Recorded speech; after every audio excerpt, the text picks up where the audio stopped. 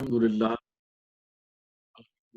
رب العالمین والعاقبۃ للمتقین والصلاة والسلام علی رسولہ الامین وعلی آلہ واصحابہ اجمعین ومن تبعہم بإحسان الی یوم الدین۔ اللہم صلی علی محمد وعلی آل محمد وبارک وسلم۔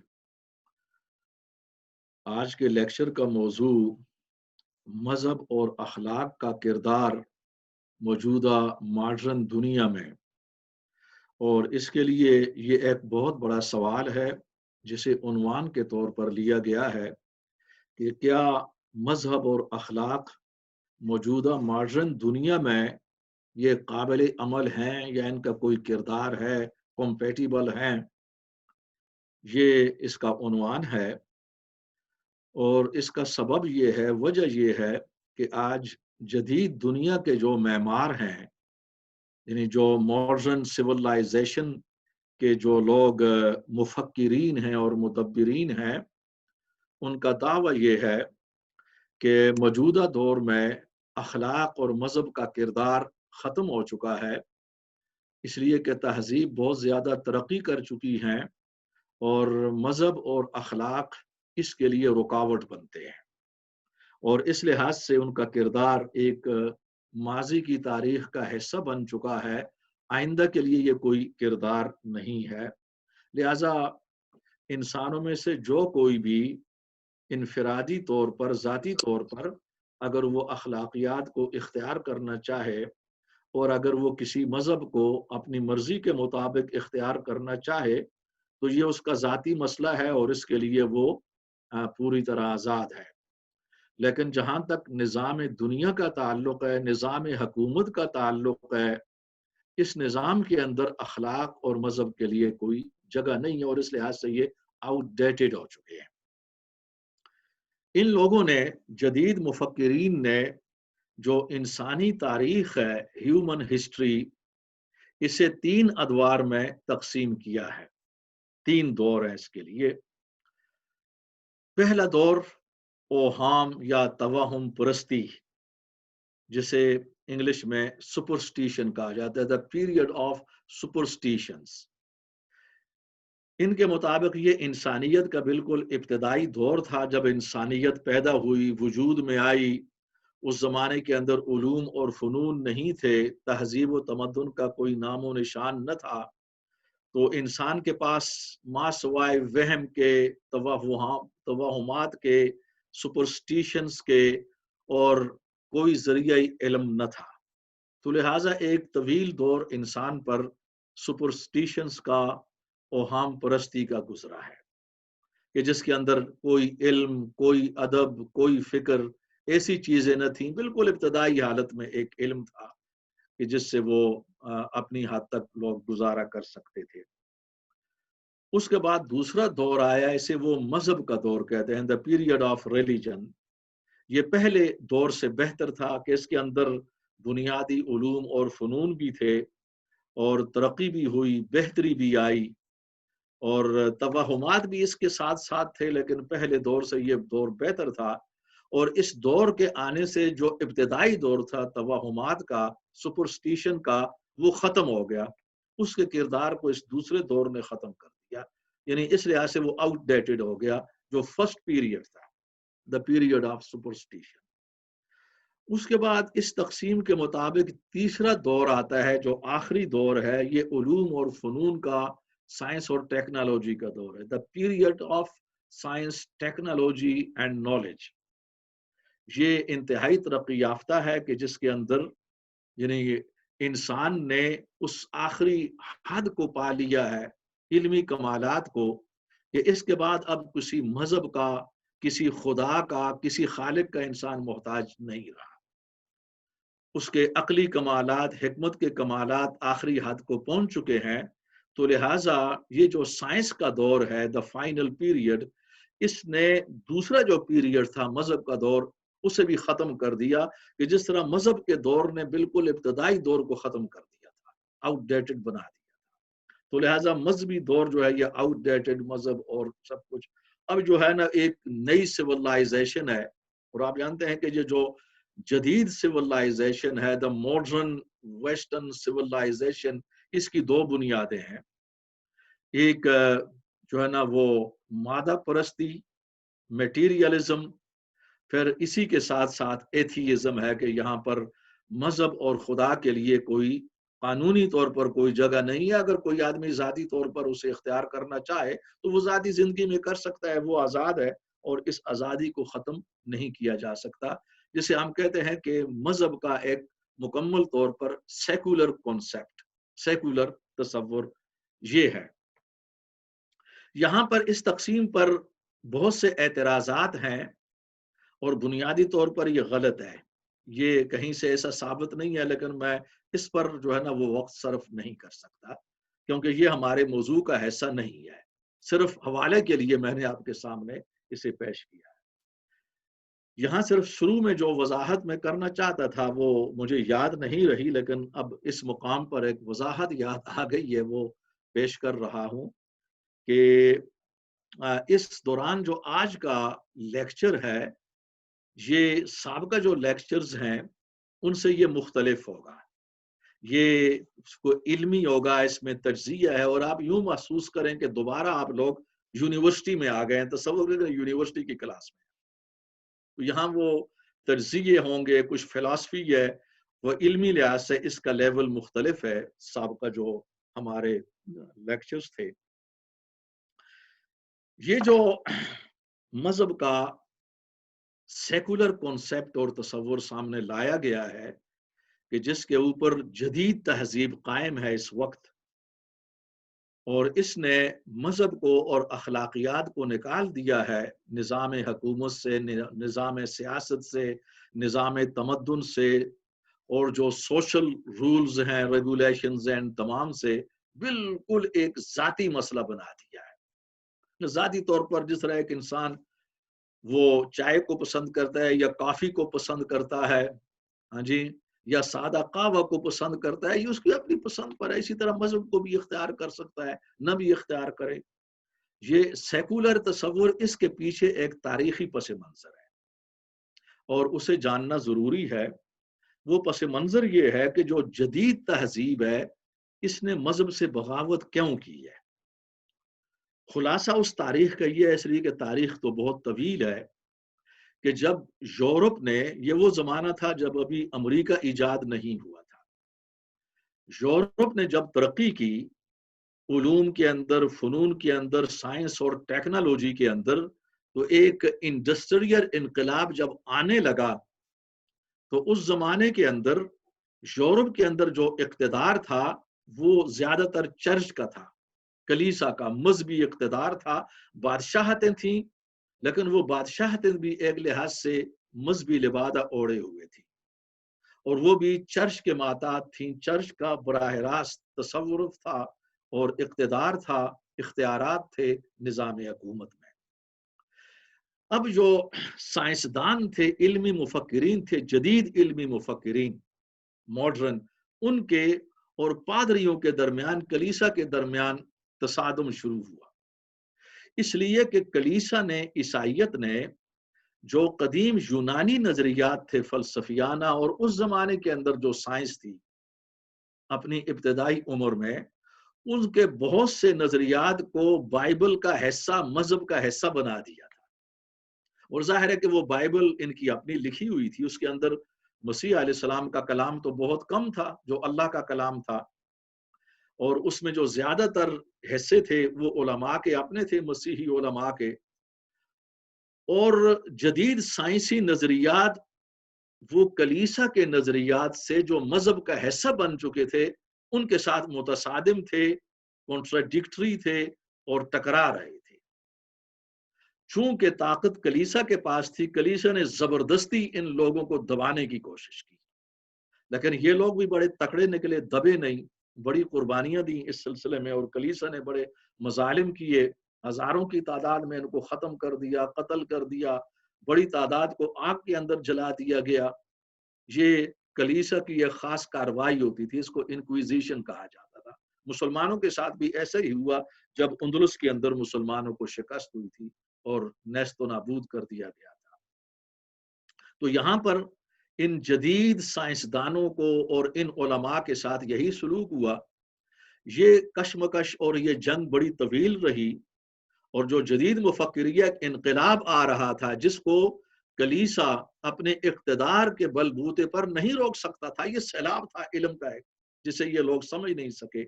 بالآخر کلیسا کو شکست ہوئی، عیسائیت کو جب شکست ہوئی تو بری طرح شکست ہوئی، اور انہوں نے پھر مذہب کے خلاف بغاوت کر لی، اور یہ نظریہ بن گیا کہ مذہب جدید ترقی کا دشمن ہے، مذہب سائنس کے ساتھ نہیں چل سکتا. یہ غلطی دراصل کلیسا کی تھی، عیسائیت کی. لیکن یہ جو تنفر تھا، ان کی جو نفرت تھی جدید تہذیب کے معماروں کی، مفکرین کی، وہ تمام مذاہب کے خلاف ہو گئی، انکلوڈنگ اسلام. خواہ وہ اسلام ہو، ہندوازم ہو، یہودیت ہو، کوئی بھی مذہب ہو، وہ جدید ترقی کا ساتھ نہیں دے سکتا، وہ کمپیٹیبل نہیں ہے، وہ کنڈیوسو نہیں ہے اس معاملے میں، اس کے اندر بیکورڈنیس ہے. لہٰذا مذہب کو اختیار کرنے کے ساتھ اخلاقیات کے ساتھ ساتھ ہم آگے نہیں بڑھ سکتے. یہ بیکورڈنیس کے نشانات ہیں. یہ ہے وہ مختصر پس منظر کہ جدید تہذیب نے مذہب اور اخلاقیات کے خلاف بغاوت کیوں کی. کلیسا کو جب شکست ہوئی تو بہت بعد میں عیسائیت نے اس کی بڑی تلافی کی، اپنے ان نظریات کو نکال دیا. اب اس تفصیل کے اندر میں نہیں جا سکتا کہ وہ عجیب و غریب نظریات جو سقراط، بقراط، بطلیموس، پلوٹمی وغیرہ کے اس زمانے میں تھے، کائنات کی تخلیق کے بارے میں، پھر اس کے بعد انسان کے حوالے سے، انسانی آبادی کے حوالے سے، اور بھی بہت سے عملی زندگی کے حوالے سے عجیب و غریب تھے. ان کا اللہ کے کلام کے ساتھ کوئی تعلق نہ تھا. یہ ایک خوفناک غلطی تھی، بہت بڑی تاریخی غلطی تھی کہ جس کا سب سے زیادہ عیسائیت کو خمیازہ بھگتنا پڑا، اور اس کے بعد باقی تمام مذاہب کو، اور اس کے اندر اسلام کو بھی اسی صف کے اندر کھڑا کر دیا گیا کہ یہ بھی ایک بیکورڈ مذہب ہے اور اس کے اندر کوئی چیز نہیں ہے. اب تصویر کا ایک دوسرا رخ میں آپ کے سامنے پیش کرنا چاہتا ہوں کہ جسے یورپ نے اور ان معماروں نے اس کو نظر انداز کر دیا، اور یہ بہت بڑی احسان فراموشی تھی. اس کے اندر مسئلہ یہ ہے کہ یورپ کی جو ترقی تھی یہ اسلام کی مرہون منت تھی، completely indebted to the services and the advancements of modern Muslim civilization at medieval period. medieval period جو تھا ان کا قرون وسطیٰ کا، جس زمانے میں یورپ انتہائی تاریکی کے اندر تھا، اور خود ان کی اپنی تاریخ کے مطابق جسے گب نے اور جسے ہٹی وغیرہ نے، بڑے یہ عمدہ مورخین ہیں، ہسٹورین ہیں ویسٹ کے، انہوں نے تسلیم کیا کہ مسلم سیولائزیشن جس زمانے میں ترقی پر تھی سائنس ٹیکنالوجی میں، ہماری حالت یہ تھی کہ لندن کے اندر انسانی گوشت اس زمانے میں کھایا جاتا تھا، یعنی وحشت کی اور جہالت کی یہ حالت، اور لوگ سالوں تک نہاتے ہی نہیں تھے، یعنی ہائیجین کا، نظافت کا تصور نہ تھا. یہ ان کی اپنی تاریخ ہے نا، یہ ہماری تو نہیں ہے، جس میں انہوں نے ایڈمٹ کیا ہے. اب وقت نہیں ہے ورنہ یہ مثالیں میں اور بھی دے سکتا ہوں، تو یہ صرف سیمپل کے لیے، نمونہ کے لیے دے رہا ہوں کہ یہ وہ زمانہ تھا جب مسلمان سائنس، ٹیکنالوجی، اور پھر طب کے اندر، ایسٹرونومی کے اندر، سرجری کے اندر، یعنی زندگی کے مختلف شعبوں کے اندر ایک عظیم سیولائزیشن وجود میں لا چکے. اس دوران ان کی صلیبی جنگیں شروع ہوئیں. وہ جنگیں انہوں نے بند کر دیں اس لیے کہ ان کو معلوم ہو گیا کہ مسلمانوں سے جیتنا ناممکن ہے، اس لیے کہ مسلمانوں کے پاس جو جدید علوم اور فنون ہے، جو سائنس اور ٹیکنالوجی ہے، اس کا مقابلہ نہیں کیا جا سکتا. اور اس کے لیے انہوں نے اچھی اسٹریٹجی اختیار کی، اور میں نے پہلے بھی کہا تھا یہ اسٹریٹجی ابھی تک ہم جو ہے نا نہیں اختیار کر سکے جو انہوں نے اس زمانے میں کی تھی. اور وہ اسٹریٹجی یہ تھی، اور وہ حکمت عملی یہ تھی کہ جنگیں سٹاپ کرنے کے بعد مسلمانوں سے ان کے علوم کو اور ان کے فنون کو سیکھا جائے، ان کی شاگردی اختیار کی جائے. اس کے بغیر مقابلہ ممکن نہیں ہے. یہ زبردست بات تھی. تو چنانچہ انہوں نے اپنی قیادت کے تحت اپنے تمام پڑھے لکھے لوگ بغداد کی یونیورسٹیوں اور اسپین کی جو یونیورسٹیاں تھیں اس زمانے کے اندر علوم اور فنون کا مرکز تھیں، وہاں بھیجے اور وہاں سے انہوں نے اس سلسلے میں یہ تاریخ بڑی عظیم ہے. مجھے ایک برٹش سائنسدان یہ جارج سارٹن، یہ وہ شخص ہے کہ جس نے بڑی تحقیق کی تھی اپنے زمانے میں، اور یہ پچھلی صدی کا یعنی 20ویں صدی کے عظیم سائنسدانوں میں سے ہے کہ برٹش سائنسدانوں میں سے، اور ہسٹری آف سائنس پر 5 جلدوں کے اندر اس نے کتاب لکھی ہے.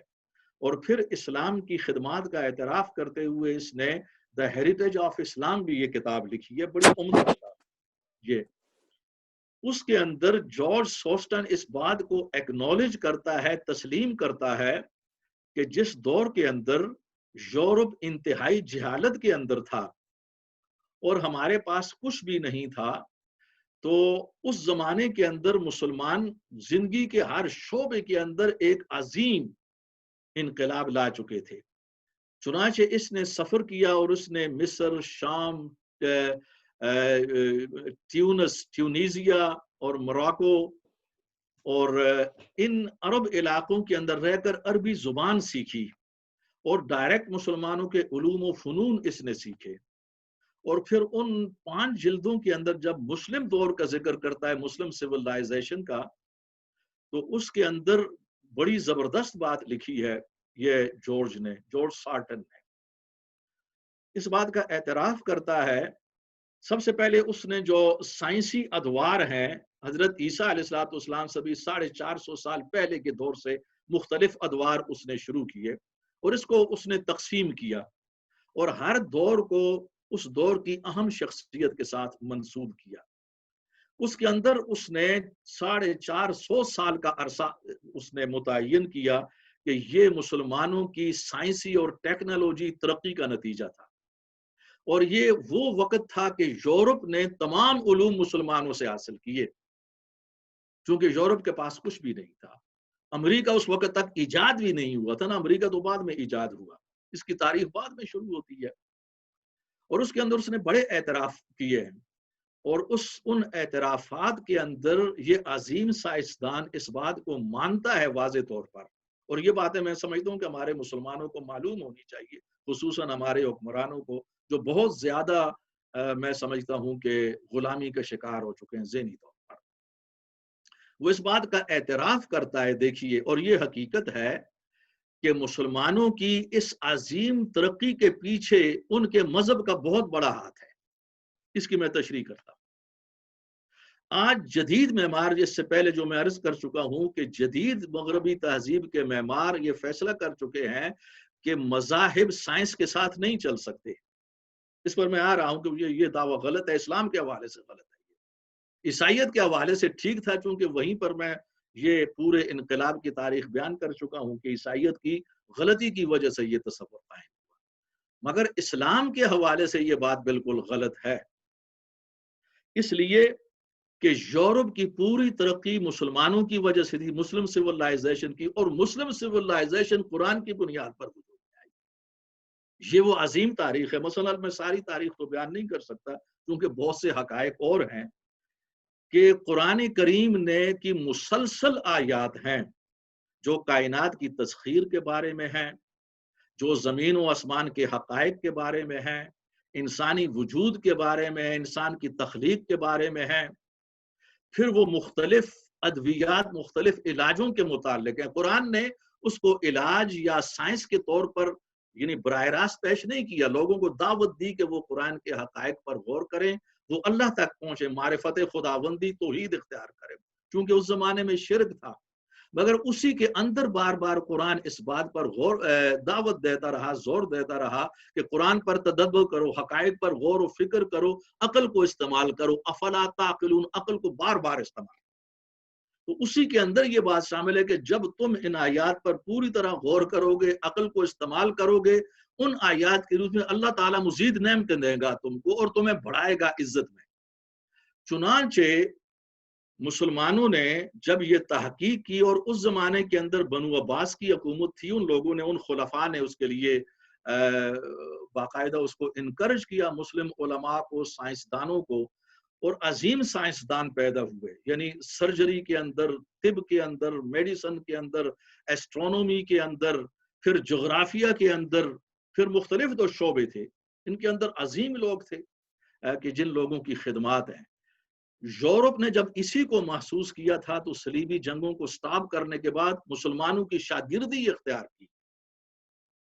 اب صورتحال یہ ہے کہ مسلمانوں نے جو عظیم تہذیب قائم کی یہ اخلاق اور مذہب کی بنیاد پر، کیونکہ اسلام نے اور قرآن نے انکرج کیا، اور قرآن کی سب سے پہلی جو وحی ہے، سب سے پہلی حضور پر نازل ہونے والی، وہ اقرا سے شروع ہوتی ہے، یہ علم ہے۔ حالانکہ آپ دیکھیں کہ اس زمانے کے اندر، اس سوسائٹی کے اندر بڑے بڑے سنگین مسائل تھے، بڑے سنگین معاشی مسائل تھے، انسانی مسائل تھے، ایکسپلائٹیشن تھی، ظلم تھا، اور اخلاقیات، ساری چیزیں، شرک تھا، ساری چیزیں تھیں۔ لیکن اللہ تعالیٰ نے ساری چیزوں کو ایک طرف رکھتے ہوئے اپنے آخری کلام پاک کا جو آغاز کیا، جس آیت سے، وہ اقرا سے کیا۔ علم کس سے کیا ہے؟ کیونکہ علم ہی سارے دکھوں کا علاج ہے۔ وہ جو ایکسپلائٹیشن ہوتی ہے، مظالم ہوتے ہیں، شرک ہوتا ہے، یہ جہالت کی وجہ سے، کیونکہ علم نہیں ہے۔ صحیح معرفت، علم آ جائے گا تو لوگ اپنے آپ کو بہتر کریں گے۔ یہی وہ وجہ ہے کہ عیسائیت نے وہ غلطی کی، اس جدید انڈسٹریل انقلاب کو روکنے کے لیے انہوں نے غلط نظریات اختیار کر چکے تھے۔ اسلام اس سے بالکل پاک تھا۔ اسلام اس قابل تھا کہ جدید مغربی تہذیب کے معمار اسلام سے جس طرح انہوں نے شاگردی کی، اسی طرح مذہب سے بھی وہ کچھ نہ کچھ استفادہ کرتے۔ یہاں پر وہ یورپ کا تعصب آڑے آ گیا اور اس چیز کا اعتراف نہیں کیا۔ اس کو لکھ دیا کہ مسلمانوں نے ترقی کی ہے، عظیم ترقی کی ہے، ہم نے ان سے حاصل کیا۔ یہاں کی یونیورسٹیوں کے اندر یہ چیزیں پڑھائی جاتی ہیں، مگر اس کے باوجود اس بات کا اعتراف نہیں کیا کہ مسلمانوں کی ترقی قرآن کی بنیاد پر تھی، اور اس کے پیچھے ان کے پیغمبر کا اسوہ تھا۔ علم کے حوالے سے انہوں نے وہ مدارس قائم کیے تھے۔ وہ مدرسہ صفا سب سے پہلے حضور نے قائم کیا نا، وہ مدرسہ تھا مسجد نبوی کے اندر۔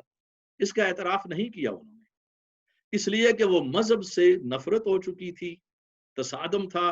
پھر صلیبی جنگوں کے بھی اثرات تھے ان لوگوں پر، صلیبی جنگیں مسلمانوں کے خلاف۔ تو یہ یعنی میں اسے کہا کرتا ہوں احسان فراموشی کی یورپ نے اس معاملے میں۔ اگر وہ اخلاقیات اور مذہب اسلام سے استفادہ کرتا تو آج تاریخ عظیم ہوتی۔ اس کی طرف میں آ رہا ہے، چونکہ ہمارا موضوع یہ ہے اس دعوے کے خلاف کہ مذہب اور اخلاق جدید ترقی کے دشمن ہیں۔ یہ باقی مذاہب کے بارے میں ہو سکتا ہے کہ یہ بات درست ہو، عیسائیت پر تو ثابت ہو چکی ہے اس کے خلاف، لیکن ہم احتراماً باقی مذاہب کے بارے میں ایسی بات نہیں کرتے۔ لیکن اسلام کے متعلق بالیقین ہم کہیں گے کہ یہ بات غلط ہے، اس لیے کہ تاریخ ثابت کر چکی ہے نا جی، میدان عمل کے اندر تاریخ سامنے، اس کو تو آپ جھٹلا نہیں سکتے، اور آپ نے مانا ہے اپنی بھی ترقی کو اس لحاظ سے۔ اب ہم تھوڑا سا تنقیدی جائزہ لیں گے کہ انہوں نے غلطیاں کہاں پر کی ہیں، مغربی تہذیب نے اور اس کے مفکرین نے۔ اور اس تنقیدی جائزہ کے اندر ہم اس کو ایک معیاری طور پر لینا چاہتے ہیں کہ جس طرح یہاں پر مغرب کا ایک معیار ہے تنقید، یعنی کریٹیکل انالیسس کا ایک سٹینڈرڈ ہے یہاں پر۔ ہمارے مسلمانوں کا سٹینڈرڈ ابھی اس حد تک نہیں پہنچا بدقسمتی سے، حالانکہ قرآن نے جو سٹینڈرڈ دیا وہ تو سب سے بلند ہے۔ تو سب سے پہلے ہم یہ اعتراف کریں گے کہ مغربی تہذیب، جدید تہذیب، اس کی بڑی کامیابیاں بھی ہیں اور اچیومنٹس بھی ہیں اور کنٹریبیوشنز بھی ہیں، اس کا اعتراف کرنا ضروری ہوگا۔ اس لیے کہ جو کچھ میں کہنا چاہتا ہوں اس کے لیے یہ ضروری ہے اعترافات۔ مثلا انسان کو ایک آزادی دی، فریڈم۔ اس سے پہلے جو بادشاہتیں تھی، چرچ کا اقتدار تھا، اس کے اندر فریڈم نہیں تھی اس حد تک۔ جدید تہذیب نے اس کو ایک آزادی سے دوچار کیا۔ انسانی حقوق کا تصور اور اس کے لیے جد و جہد ہے جو پہلی تہذیب کے مقابلے میں بہت بہتری آئی ہے۔ انسانی حقوق اور ان کی بڑی لمبی تاریخ ہے، چلتے چلتے مساوات تو کہیں بھی قائم نہیں ہو سکتی، جو بھی اسلامی آئیڈیل ہے یا ان لوگوں کے سامنے جو آئیڈیل ہے، تو ہمارے مفکرین عموماً کہا کرتے ہیں یہ تو جنت ہی کے اندر جا کر 100% معاملہ ہوگا۔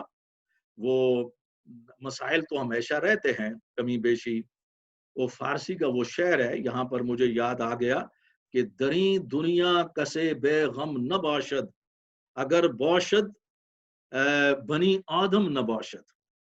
یعنی اس دنیا کا جو نظام ہے اس کے اندر مسائل رہیں گے، کوئی بھی انسان غم سے اور فکر سے مکمل طور پر آزاد نہیں ہو سکتا کبھی بھی. اور اگر کوئی مکمل طور پر 100% آزاد ہے غم اور فکر سے، وہ بنی آدم نہیں، وہ انسان نہیں ہو سکتا، کوئی فرشتہ ہی یا کسی اور قرہ کی وہ مخلوق ہوگی. لیکن یہ ہے کہ مغربی تہذیب نے یعنی انسانی حقوق کا ایک بہتر منشور پیش کیا، اور اس کے مطابق جو اچیومنٹ ہیں بہت عمدہ ہیں. علوم و فنون کے اندر جو ترقی ہوئی، علمی کمالات، ڈسکوریز اس کائنات کے اندر، زندگی کے لیے آسانیاں پیدا کی گئیں، مواصلات، کمیونیکیشن کے اندر، ٹرانسپورٹیشن کے اندر، اور اس کے علاوہ جو کچھ بھی ہے بیماریوں کے علاج کے حوالے سے ریسرچ ہر میدان کے اندر، بلا شبہ یہ اس قابل تھی کہ چونکہ ہم گر چکے تھے مقابلے میں، تو پوری دنیا کی قیادت، ورلڈ کی قیادت اس کو ملی اور ابھی تک حاصل ہے. لیکن ان اعترافات کے باوجود اب ہم اصل پوائنٹ کی طرف آتے ہیں کہ یہاں میری تعمیر میں مضمر ہے ایک صورت خرابی کی. وہاں خرابیاں بھی بہت سی ہیں کہ جن کا ادراک کرنا ہوگا مسلمانوں کو بھی کنٹریبیوشن کے طور پر اور ان کے معماروں کو بھی. نقصانات کے اندر یہ ہے کہ آپ دیکھیں کہ اتنی عظیم ترقی کے باوجود، جس کا میں نے ذکر کیا اور اچیومنٹ کا بھی میں نے ذکر کیا، لیکن موجودہ تہذیب، آگے چل کر میں حوالے دوں گا یہاں کے مغربی مفکرین کے بھی، کہ موجودہ تہذیب ابھی تک اپنے اس معیار تک، منزل تک نہیں پہنچ سکی، اس سے دور ہے، بلکہ اب تو زوال کی طرف جا رہی ہے اور زیادہ دور ہوتی جا رہی ہے. جہاں تک اسے پہنچنا چاہیے تھا، اس جدید تہذیب کو اپنی ترقی کی اس دوڑ کے اندر، اس سفر کے اندر، اس منزل کو یہ پہنچ نہیں سکی، اب یہ زوال کی طرف جا رہی ہے. اب ہم دیکھیں کہ اس پر ہم پورا جب غور کریں گے تو اس میں بنیادی وجہ کیا ہے کہ مذہب اور اخلاق سے بغاوت ہے. چونکہ آغاز میں بغاوت کر دی وہ عیسائیت کی اس غلطی کی وجہ سے، اور اس کے نتیجے میں یہ الحاد اور مادہ پرستی کی طرف چلی گئی. ایتھیزم اور میٹیریلزم اس کی بنیادیں ہیں جدید تہذیب کے اندر. تو اس کا نتیجہ پھر کیا ہوا؟ جب آپ مذہب سے اور اخلاق سے دور جائیں گے تو اس کے نتیجے میں اس کے جس کو کہتے ہیں نیچرل آؤٹ کم، فطری نتیجہ، یہ آزادی ہوتا ہے. وہ آزادی جو کسی حد کی آشنا نہیں ہوتی، بے قید آزادی. اور بے قید آزادی جو ہوتی ہے اس کے اندر بڑے نقصانات ہوتے ہیں، وہ ترقی کے لیے رکاوٹ ہوتی ہے. اس کو یہ شروع میں نہیں سمجھ سکے. پھر اس کے اندر بے قید جنسی آزادی بھی آ جاتی ہے. جب آپ ہر قسم کی آزادی کو عام کر دیں گے اور اس پر کوئی قدغن نہیں ہے، تو اس کے اندر جو جنسی آزادی ہے، ظاہر ہے کہ پھر اس کے اندر بڑے مسائل پیدا ہوتے ہیں، اس کا عریانی اور فحاشی.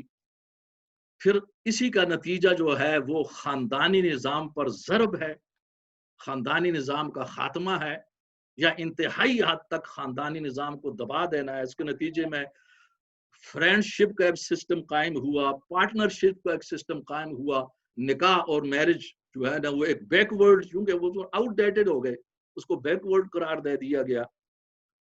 تو لہٰذا یہ اصول ہوتا ہے کہ آپ کسی بھی نظام، کسی بھی چیز، کسی بھی کاروبار، اس کا اگر آپ کریٹیکل انالیسس کریں گے تو اس کے نتائج سے بات ہوتی ہے کہ اس نے نتائج کیا دیے ہیں. نتیجے کو سامنے رکھنا بہت ضروری ہوتا ہے کہ ہمارے ہاں بھی جب لوگ اپنے کاروبار کو بند کر دیتے ہیں یا اس کو مزید توسیع دیتے ہیں تو وہ نتیجے کے سامنے، یعنی بہت سے لوگ وہ کلوزنگ ڈاؤن کی طرف چلے جاتے ہیں. کیوں؟ کہ کاروبار کا نتیجہ جو ہے وہ خسارہ دے رہا ہے مسلسل، اور مسلسل خسارہ پھر کاروبار نہیں چل سکتا. وہ نتیجے سے وہ بات اخذ کرتے ہیں پالیسی کے لیے. اور جب آپ اپنے کاروبار کو وسعت دیتے ہیں تو اس نتیجے کہ ہاں یہ پھل پھول رہا ہے، فائدہ دیتا ہے، اور یہی صورتحال ہر نظام کی ہوتی ہے. موجودہ تہذیب جو ہے جس پر ہم گفتگو کر رہی ہیں، اور ہمارا نقطہ یہ ہے کہ موجودہ تہذیب نے مذہب اور اخلاق کو نقصان دہ قرار دیا ہے ترقی کے لیے. ہم ثابت کر رہے ہیں کہ یہ ان کی غلط فہمی ہے. یہ بہت بڑی ایک وحشتناک، عیسائیت نے وہ غلطی کی اور جدید مفکرین نے اس سے زیادہ خطرناک راستہ اختیار کیا. اب یہاں پر اس کا نتیجہ کیا ہوا؟ نتائج کیا ہے کہ آج یورپ کے اندر، مغرب کے اندر کافی غربت ہے اور بے روزگاری ہے، حالانکہ ہونی نہیں چاہیے۔ جس انداز میں ان لوگوں نے ترقی کی اور جو ان کا گول تھا، مشن تھا کہ مکمل طور پر بے روزگاری کو اور کیا جس کا نام ہے غربت، پاورٹی اور جہالت، اگنورنس، اسے مکمل ختم۔ اب اس کی جو تاریخ ہے وہ 300 سال یا 250 سال کے قریب جاتی ہے موجودہ تہذیب کی ترقی کی۔ آپ دیکھیں کہ ہم تو اب ہماری تو ساری زندگیاں ہی یورپ میں، مغرب میں گزر گئی ہیں، ہم جانتے ہیں کتنے مسائل ہیں یہاں پر۔ بالکل اسی طرح پھر پارٹنرشپ، فرینڈشپ کے نتیجے میں جب نکاح کو ختم کیا گیا، خاندانی نظام پر کاری ضرب لگا دی گئی، تو اس کے نتیجے میں سنگین مسائل پیدا ہوئے اس معاشرے کے اندر، جن کو حل کرنے کے لیے ملینز پاؤنڈ خرچ کیے جا رہے ہیں، اور اگر یہ غلطی نہ کی جاتی تو وہ پاؤنڈ بچتے، وہ تعلیم پر خرچ ہوتے، وہ مزید ترقی پر خرچ ہوتے یہاں پر۔ لیکن محض اس لیے وہ اتنی بڑی دولت خرچ کی جا رہی ہے کہ غلطی کی، نکاح کو، میرج کو ختم کر دیا، خاندانی نظام کو، اور وہ پارٹنرشپ اور اس کے ساتھ ساتھ فرینڈشپ۔ اور اسی طرح یہاں پر ہر چیز جب عام ہو گئی تو الکوہلزم کے نتیجے میں مسائل ہیں، جرائم ہیں۔ پھر اس کے اندر جو عالمی جنگوں کے اندر چلے جانا ہے، جو وارز ہیں، یہ اسی کا نتیجہ ہوتی ہیں۔ اب مذہب اور اخلاق ذمہ داری پیدا کرتے ہیں، ان چیزوں سے روکتے ہیں، لیکن ان سے تو بغاوت کر دی۔ پھر سرمایہ دارانہ معیشت کے اپنی نقصانات ہوتے ہیں، اگرچہ اس کے فوائد بھی ہیں، یعنی کمیونزم کے مقابلے میں جب ہم کمپیئر کریں گے، یا سابقہ دور کے اندر چرچ اور بادشاہت کے مقابلے میں، جیسے میں نے عرض کیا، تہذیب بہتر ہے، لیکن ظاہر ہے کہ جب کمیونزم کے ساتھ کمپیئر کریں گے تو بہتر ہے۔ لیکن اس کے اپنی جگہ پر جب ہم کہیں گے انسانیت کے حوالے سے، ہم اس بات کو سامنے رکھتے ہوئے تجزیہ کریں گے کہ یہ تہذیب، اس کا ایک گول تھا، مشن تھا، اس سے یہ دور رہ گئی ہے، اور اس کے اندر ان کے اپنا جو کیپیٹلزم ہے، اس کی معیشت کے اندر جو نقصانات وغیرہ ہیں، یہ بھی اس کے اندر بہت بڑا عمل دخل ہے، مکمل طور پر سود پر یہ ساری چیزیں قائم ہیں۔ اور اس کے بعد اسی لیے جب آپ یہاں کے میڈیا کو سنیں گے، اس کے اندر ٹاک شو ہیں، ٹی وی کے مختلف پروگرام ہم سنتے رہتے ہیں، ان کے ریڈیو 4، 5 لائیو، اسی طرح پرنٹ میڈیا، ان کے اخبارات ہیں، الیکٹرونک میڈیا، ان سب پر یہ سارے مسائل ڈسکس ہوتے ہیں۔ مثلا یہ پارٹنرشپ کے نتیجے میں جو مسائل ہیں، سنگین مسائل ہیں، الکوہلزم کے نتیجے میں سنگین مسائل ہیں، اسی طرح دوسرے مسائل ہیں، جی، غربت کے مسائل ہیں، بے روزگاری کے مسائل ہیں۔ اگر آپ سنیں تو آدمی یہ سمجھے گا کہ شاید ہم تھرڈ ورلڈ کی کسی بہت بڑی بیک ورڈ کنٹریز کے اندر بیٹھتے ہوں، جب ہم یہ ٹاک شو کے اندر خود ان کے اعترافات سنتے ہیں کہ کتنے مسائل ہیں۔ اب اسی سے مجھے وہ علامہ اقبال کے وہ اشعار یاد آ گئے کہ انہوں نے پہلے اسی انداز میں کہ مغربی تہذیب میں روشنی علم و ہنر بہت زیادہ ہے، اس نے اچھی ترقی کی ہے، لیکن انسانیت کے اندر ترقی نہیں ہو سکی۔ یعنی مادی ترقی کے ساتھ ساتھ انسانیت میں ترقی بہت ضرور، کیونکہ انسان اور حیوان میں فرق ہے۔ انسان اشرف المخلوقات ہے۔ یہ اشرف المخلوقات سورہ بنی اسرائیل کی ایک آیت کے اندر، وَلَقَدْ كَرَّمْنَا بَنِي آدم، ہم نے بنی آدم کو بہت بڑی کرامت دی ہے باقی تمام مخلوقات کا، یہ آیت ہے باقاعدہ۔ تو علامہ اقبال کے یہ اشعار بہت اہم ہیں کہ ڈھونڈنے والا ستاروں کی گزرگاہوں کا اپنے افکار کی دنیا میں سفر کر نہ سکا، جس نے سورج کی شعاؤں کو گرفتار کیا اپنی شب تاریک سحر کر نہ سکا۔ یعنی اتنی بڑی ترقی کے باوجود کہ خلا کے اندر سورج، چاند، سیارے، اب تو بہت آگے کتنی دنیایں دریافت ہو چکی، کتنے بلیک ہولز وغیرہ، مگر اس کے باوجود اپنی شب تاریک سحر کر نہ سکا۔ اصل جو انسانیت کے مسائل ہیں وہ اسی طرح بڑھتے چلے، جو انسان کے اصل مسائل ہیں وہ غربت کے اندر ہے، بے روزگاری کے اندر ہے، وہ جرائم کے اندر ہے، پریشانی کے اندر ہے، اینگزائٹی ہے، ڈپریشن ہے، بیماریاں ہیں، ہاں جی، یہ ساری جو کہ تو موضوع ان کو نہیں ہونا چاہیے تھا۔ یعنی مکمل طور پر تو بیماریوں کا اور فکر اور فاقے کا پریشانیوں کا خاتمہ تو ممکن نہیں ہے اس دنیا کے اندر. وہ شعر جو میں نے آپ کے سامنے پڑھا ہے اسی پر وہ فارسی کا. لیکن یہ ہوتا ہے کہ اس حد تک ان مسائل پر قابو پانا کہ یہ مسائل نہ رہیں, یہ اصل پریشانی کا سبب نہ رہیں. یہ تھی منزل اس تہذیب کی, اور یہ ان کا دعویٰ بھی تھا, لیکن اس حوالے سے یہ بہت ہی زیادہ مسئلہ پیچھے چلا گیا. اب اس معاملے میں جو ہم بہتری کے متعلق جو بات کر سکتے ہیں اپنے مسلمان ممالک کے لیے بھی اور یہ غیر مسلم ممالک کے لیے بھی, ویسٹ کے لیے, کہ اس کے اندر وہ مذہب اور اخلاق کی طرف رجوع کیا جائے. اصل میں ہم لوگ بھی اسی وجہ سے برباد. میں آخر میں اپنی طرف آؤں گا, مسلمانوں کی طرف, لیکن اس وقت جو میرا موضوع ہے وہ یہ ہے کہ مغرب نے چونکہ اسلام کو بھی اسی کھاتے میں رکھ دیا ہے جس کھاتے میں عیسائیت کو, باقی مذاہب کو رکھا, یہ آؤٹ ڈیٹڈ ہو چکے ہیں. تو اس لیے اس وقت میں اسلام کا اور مغربی تہذیب کا موازنہ کر رہا ہوں. عام حالات کے اندر یہ موازنہ انصاف کے خلاف, ایسے نہیں ہو سکتا. اور اسی پر ہماری اوپر اعتراضات کیا گیا ہے کہ جب بھی آپ مغربی تہذیب پر مسلمان لکھتے ہیں تو ایک طرف اپنے پیغمبر کی معیاری تہذیب کو رکھتے ہیں اور دوسری طرف جو ہماری پریکٹیکل تہذیب ہے, پریکٹیکلی جو ہم انسانوں نے قائم کی ہے, یہ موازنہ ناانصافی ہے. اصل موازنہ یہ ہوگا کہ موجودہ مغربی تہذیب اور موجودہ مسلمانوں کی تہذیب کو رکھا جائے, اور اس میں مصر, سعودی عرب, بنگلہ دیش, پاکستان, ایران, ان میں جو ہو رہا ہے اس کا مقابلہ لندن سے کیا جائے, پیرس سے کیا جائے, امریکہ کے ساتھ کیا جائے. یہ بات ویسے حق ہے, مگر چونکہ ان لوگوں نے یہ دعویٰ کیا ہے کہ اسلام بحیثیت مذہب اور دین وہ بیکورڈ ہے, وہ دنیا کی امامت نہیں کر سکتا, اس لیے اب ضروری ہو گیا ان کے دعوے کے مطابق کہ میں حضور کی قائم کردہ سیولائزیشن اور قرآن کی آئیڈیل سیولائزیشن کا ان کی پریکٹیکل سیولائزیشن سے موازنہ کروں. یہ ان کی غلطی کی وجہ سے میں کر رہا ہوں, ادروائز اصولاً یہ بات نہیں ہے. اور میں اپنے سابقہ لیکچرز کے اندر اس بات پر تفصیلی گفتگو کر چکا ہوں ماضی کے اندر. آج یہ مجبوری ہے چونکہ انہوں نے اسلام اور اسلامی تہذیب کو ہدف تنقید بنایا کہ اب وہ آؤٹ ڈیٹڈ ہو چکی ہے, دنیا کی امامت نہیں کر سکتی. تو ہم یہ کہیں گے کہ یہ آپ کی تہذیب ہے, اسلام صرف ہمارا ہی نہیں ہے, حضور اور قرآن یہ دونوں تمام انسانیت کے لیے ہیں. تو آپ لوگ اس کو سمجھیں, اور اگر ہم نہیں کر سکے تو آپ لوگ اختیار کریں ان اصولوں کو, اور یہ آپ کے لیے اور انسانیت کے لیے مفید ہیں, اور یہ اس منزل تک پہنچا دیں گے جس تک آپ ابھی تک نہیں پہنچ سکے. اور اس سلسلے میں یعنی ان کو یہ یاد دلانا ضروری ہے کہ اسلام پر یہ اعتراض نہیں ہو سکتا سرے سے کہ اسلام جدید ترقی کا دشمن ہے, اور ترقی جو ہے نا وہ اسلام یا کسی مذہب کے ساتھ نہیں ہو سکتی. اس لیے کہ مسلمانوں نے قرآن پر عمل کرتے ہوئے قرآن کی انسپریشن سے متاثر ہو کر ماضی کے اندر, قرون وسطیٰ کے اندر عظیم سیولائزیشن قائم کی, اور آپ نے استفادہ کیا, اور اسی بنیاد پر یہاں پر ترقی ہوئی. وہی مذہب آج بھی قائم ہے, وہی اصول.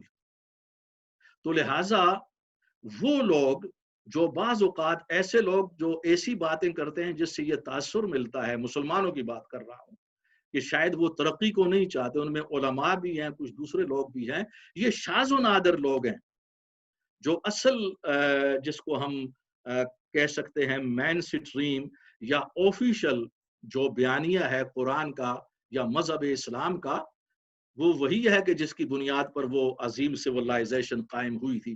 حالانکہ یہ بات آپ نوٹ کریں, یہ غیر مسلموں کو معلوم ہے یا مسلمان جانتے ہیں کہ جس زمانہ کے اندر مسلمانوں نے وہ عظیم سیولائزیشن قائم کی تھی آج سے صدیوں پہلے, اور اس دور میں یورپ جہالت کے اندر تھا, تو اس زمانے میں بھی مسلمانوں نے مکمل طور پر قرآن پر عمل نہیں کیا تھا, واجبی طور پر بس یہ جس پارٹلی رجوع کیا, اور اس کے نتیجے میں بھی اللہ تعالیٰ نے بڑی عزت دی.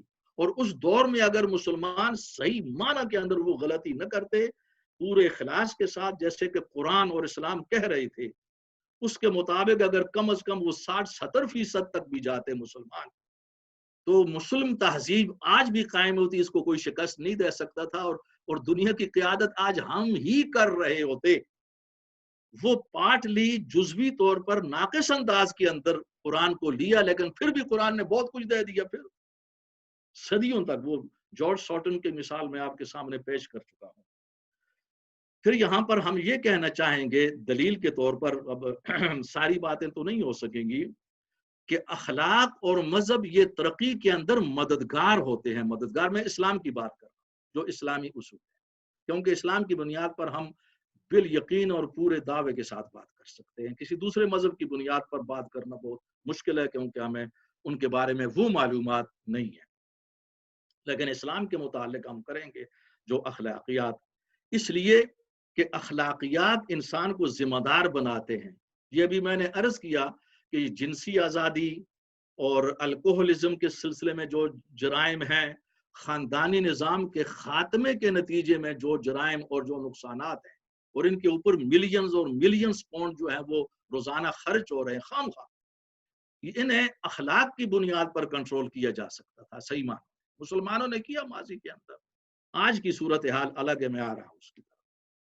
تو اس لیے یہ ثابت کیا گیا ہے کہ اخلاق اور دین ترقی کے اندر مددگار ہیں، اور اس کو چینلائز کرتے ہیں، سمت اور ڈائریکشن دیتے ہیں، مذہبی تعلیمات اور اخلاقی تعلیمات۔ اور اسی طرح جو باقی نقصانات ہیں، غیر اخلاقی نقصانات ہیں، ان سے اخلاق ہی انسان کو صحیح معنوں میں بچا سکتا ہے، کیونکہ انسان جب انسانیت میں ترقی کرے گا، اسے احساس ہوگا کہ وہ حیوان نہیں ہے، اور وہ حیوانیت کی سطح سے بہت زیادہ بلند ہے، اللہ نے بلند کیا ہے۔ جب خدا کی معرفت ہوگی تو وہ اپنے معاملات کے اندر پورا ذمہ دار ہوگا، اور وہ جو ترقی ہوگی اس کی رفتار تیز ہو جاتی ہے۔ غیر اخلاقی نظام کے اندر مسائل آ جاتے ہیں، ترقی تیز نہیں ہوتی۔ اس لیے مغرب ترقی کرنے کے بعد اب تنزل کی طرف، ڈکلائن کی طرف سفر شروع ہو گیا، آگے نہیں جا رہا، یہ اس بغاوت کے نتیجے میں۔ اور پھر اس سلسلے میں کچھ اعتراضات ہیں جنہیں میں آپ کے سامنے بیان کرنا چاہتا ہوں، کہ اسلام کے حوالے سے ان کے اعتراضات یہ ہیں کہ چونکہ اسلام کے اندر یہ تو بالکل غلط ہے کہ عورت کے لیے، خواتین کے لیے کوئی حقوق نہیں ہے۔ The status of women in Islam, this is one of the most important issues, Islam being demonized۔ لیکن یہ بات غلط ہے۔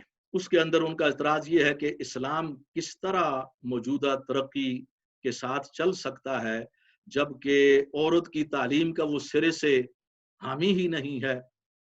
یہ چیزیں بعض مسلمانوں نے کچھ حکومتیں مذہب کے نام پر قائم ہوئیں تو ان سے انہوں نے یہ نتائج لیے ہیں، حالانکہ میں نے اس سے پہلے بھی آپ کو کہا تھا ابھی تک صحیح معنوں میں جو اسلامی حکومت ہے قرآن کے مطابق، حضور کی سیرت کے مطابق، خلافت راشدہ کے بعد اور حضرت عمر بن عبدالعزیز کے بعد نہیں آئی۔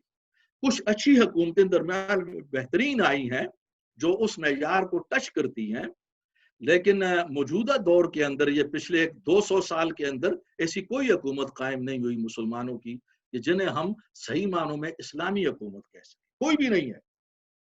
جس کا بھی تصور آپ کے ذہن میں آ سکتا ہے کہ شاید وہ ہو سکتی ہے، نہیں ہے، جس کا بھی تصور، جو بھی، یعنی سب پر میں نے پانی پھیر دیا ہے، ابھی اس میں نہیں ہے۔ مگر انہوں نے چند حکومتوں کو سامنے رکھتے ہوئے یہ فرض کر لیا کہ اسلام کے اندر عورت کی تعلیم ہی نہیں ہے۔ جب عورت کو جاہل رکھا جا رہا ہے تو ترقی کیسے ہوگی؟ اسلام تو ورث ہے اس معاملے میں۔ لیکن ان کے لیے یہ ہے کہ جب مسلمانوں نے ترقی کی ماضی کے اندر تو وہ مذہب پر کی تھی، اسلام پر، اور اس کے اندر عورتوں کی بھی بہت بڑی کنٹریبیوشن تھی، خواتین کی، انہیں تعلیم دی گئی، اور ان کے اندر وہ سائنس کے میدان کے اندر تھیں اور صنعت کے میدان کے اندر تھیں باقاعدہ۔ اب ظاہر ہے کہ ترقی اس چیز کا نام نہیں ہے، یہ تو سمجھنا پڑے گا کہ ترقی کہتے کس چیز کو، ترقی پتہ کسے، یعنی سابقہ حالت جو تھوڑی سی یعنی بدتر ہوتی ہے اس سے بہتر حالت کی طرف سفر کرنا، زندگی میں لوگوں کو آسانیاں دینا، لوگوں کو اٹھانا، ان کے ذہنی معیار کو، ان کے اخلاقی معیار کو، اور پھر ان کے مادی معیار کو بلند کرنا ایک خاص سمت کے اندر، یعنی اخلاقیات کے اندر رہتے ہوئے، تاکہ انسان انسانیت سے نہ گر جائے۔ تو اس سلسلے میں مسلمانوں کی مثال بڑی بہترین ہے، اور اس زمانے، اور پھر نبی یہاں پر جو طلب العلم فریضۃ علی کل مسلم و مسلمہ، قرآن کے اندر بار بار علم حاصل کرنے کا حکم دیا گیا ہے. اس کی تشریح نبی علیہ الصلوۃ والسلام نے اپنی احادیث میں کی ہے.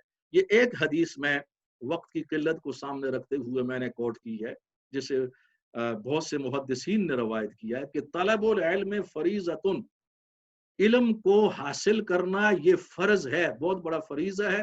علی کل مسلم و مسلمۃ، ہر مسلمان مرد پر، ہر مسلمان عورت پر، دونوں پر فرض ہے یکساں.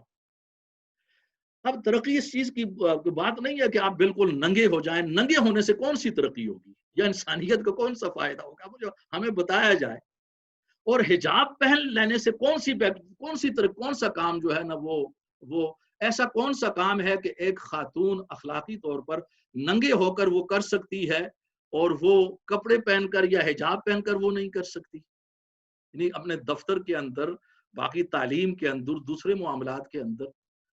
اب یہاں پر بھی آپ لوگوں نے بھی، جدید تہذیب نے بھی آخر حد بندی تو کی ہے. یہاں پر ایسے لوگ موجود ہیں اس معاشرے کے اندر جو 100% آزادی چاہتے ہیں، لیکن یہاں کے جتنے بھی جو معمار ہیں، جو مذاہب پر، اسلام پر اعتراضات کرتے ہیں، وہ ان کی بات کو رد کر دیتے ہیں کہ اس حد تک آزادی نقصان دہ ہے انسانی معاشرے کے لیے، ترقی کے لیے.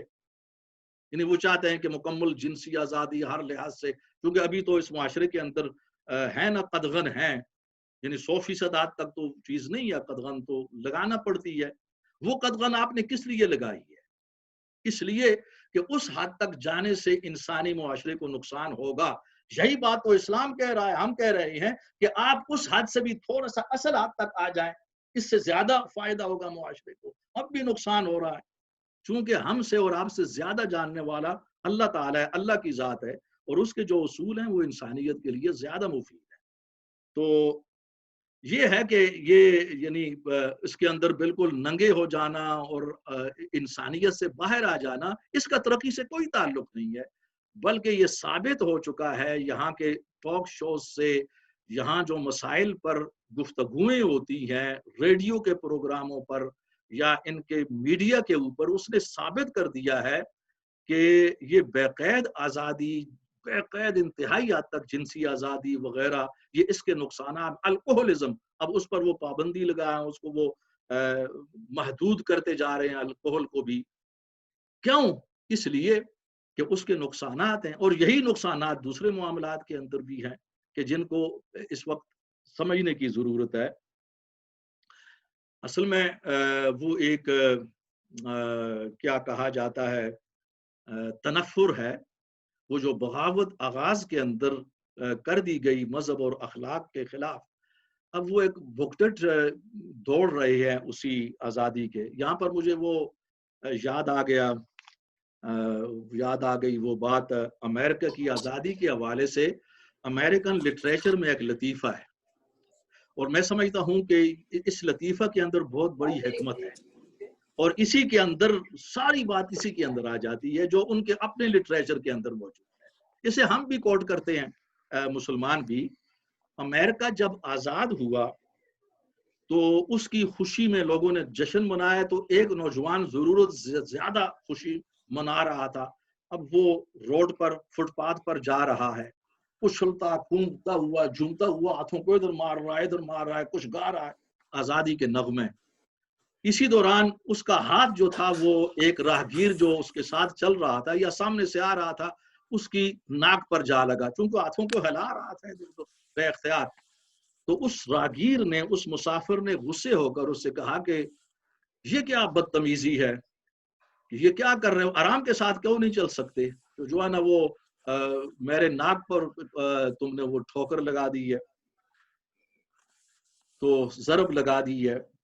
تو اس نے کہا کہ یہ آزادی، ہم آزاد ہیں، امریکہ آزاد ہو چکا ہے، اب ہمیں آزاد رہنا ہے.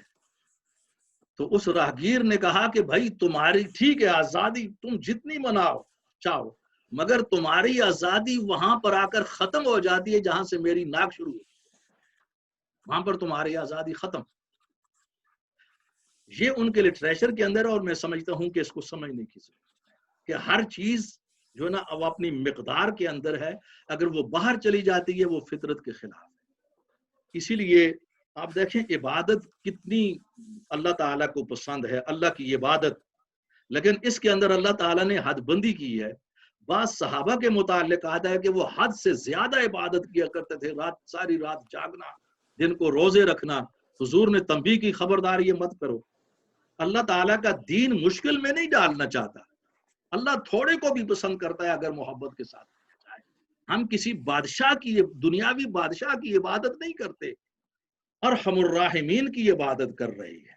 मुश्किल में मत डालो अपने आप देखें कि इबादत कितनी बड़ी चीज है, अजीम, अल्लाह को पसंद है। वहां पर भी हदबंदी की गई है, हदबंदी। इसी से आप अंदाजा लगाएं कि हर चीज अपनी हद के अंदर अगर रहे तो उससे इंसानियत को फायदा है। और वो कैसे हद के अंदर रहेगी, ये हुदूद अल्लाह मुतय्यन करता है अपने दीन के जरिए, ये अखलाकियात मुतय्यन करती है, कि जिससे अफसोस ये है कि हमारे इन लोगों ने बगावत कर दी है। अब मैं कुछ मगरबी मुफक्किरीन की बात यहाँ पर कर रहा हूँ आपके सामने, अपने मुद्दा को वाजे करने के लिए, कि जिन्होंने यानी इस बात का एतराफ़ किया है कि मगरबी तहजीब अपनी समत से हट चुकी है और अखलाकियात से बगावत इसको महंगी पड़ रही है। उसके अंदर जो पॉजिटिव माइंडेड हैं, जो मजहब को तस्लीम करते हैं और मुसलमानों के काफ़ी करीब हैं, इनमें जॉन एस्पोजिटो और डॉक्टर गैरी मिल, ये अमेरिकन हैं, पॉजिटिव माइंडेड हैं। प्रोफेसर नीलसन, डॉक्टर क्रिस और कैरन आर्मस्ट्रॉन्ग, ये ब्रिटिश हैं। कैरन आर्मस्ट्रॉन्ग ये औरत है, लेडी है, बहुत ज़बरदस्त लेक्चर हैं। और इन्होंने जो लिखा है, इनके मुसन्निफीन भी है। मैं अब वक्त नहीं रहा, अब एंड पर पहुंच गया हूं, लेकिन मैं तेजी से जा रहा हूं। उसमें खुलासा ये है कि तरक्की के लिए अखलाकी अक़दार बहुत ज़रूरी हैं, असल तरक्की के लिए, और मजहब को इस मामले में नज़रअंदाज नहीं किया जा सकता। और इस्लाम खुसूसी किरदार अदा कर सकता है, ये उन्होंने एतराफ़ मौजूदा तरक्की के हवाले से, अगर इसे समझा जाए। और ये मोस्ट मिसअंडरस्टूड रिलीजन है। हमने इसके बाद जो एथियस्ट हैं, जो मटेरियलिस्टिक माइंडेड हैं, एथियस्ट, ये तो पहले तो जो ना जरा वो अखलाक को मानने वाले या मज़ाहिब को मानने वाले जो मुफक्किरीन एथियस्ट, वो मैंने इनको सिलेक्ट किया, जिन्हें एक्सट्रैक्शन है, वो बहुत बड़ी तादाद है दोनों की। इनके अंदर देखेंगे प्रोफेसर पीटर मिलिकन है, डैन बाकर हैं, डॉक्टर क्रिस्टोफर हिचन्स हैं। ये बिल्कुल उन्होंने किताब लिखी है कि does God exist, God is not great, अस्तगफिरुल्लाह। ये डॉक्टर क्रिस्टोफर हिचन्स हैं। इसी तरह पीटर हिचन्स हैं। ये वो लोग हैं जो मटेरियलिस्टिक माइंडेड हैं, एथियज्म की तरफ माइल हैं। इन्होंने भी ये तस्लीम किया है कि तरक्की के अंदर अखलाक को नजरअंदाज नहीं किया जा सकता। और चूंकि ये एथियस्ट हैं, साथ साथ इन्होंने ये भी लिख दिया कि अखलाक का ताल्लुक मजहब से नहीं होता, क्योंकि मजहब से तनफुर था ना। अखलाक इंसानी फितरत का हिस्सा है, और इंसानी फितरत में जो अखलाक है उसको नजरअंदाज नहीं किया जा सकता। और ये तस्लीम किया कि वेस्टर्न सिविलाइजेशन, मगरबी तहजीब इस वक्त डायरेक्शन लेस है, डायरेक्शन लेस है। यानी ये इनके अपने एतराफ़ात। आखिरी पैगाम आखिर में एंड पर मैं ये कहूँगा, चूंकि ये अखलाकियात पर हमारा 5वां लेक्चर है, अखलाकियात पर, और इस लेक्चर के अंदर ये ज़रूरी था कि मैं आपके सामने अखलाक और ईमान की अहमियत को मॉडर्न सिविलाइजेशन के पर्सपेक्टिव के अंदर बयान करता। ये बिल्कुल एक इम्पोर्टेंट पर्सपेक्टिव है।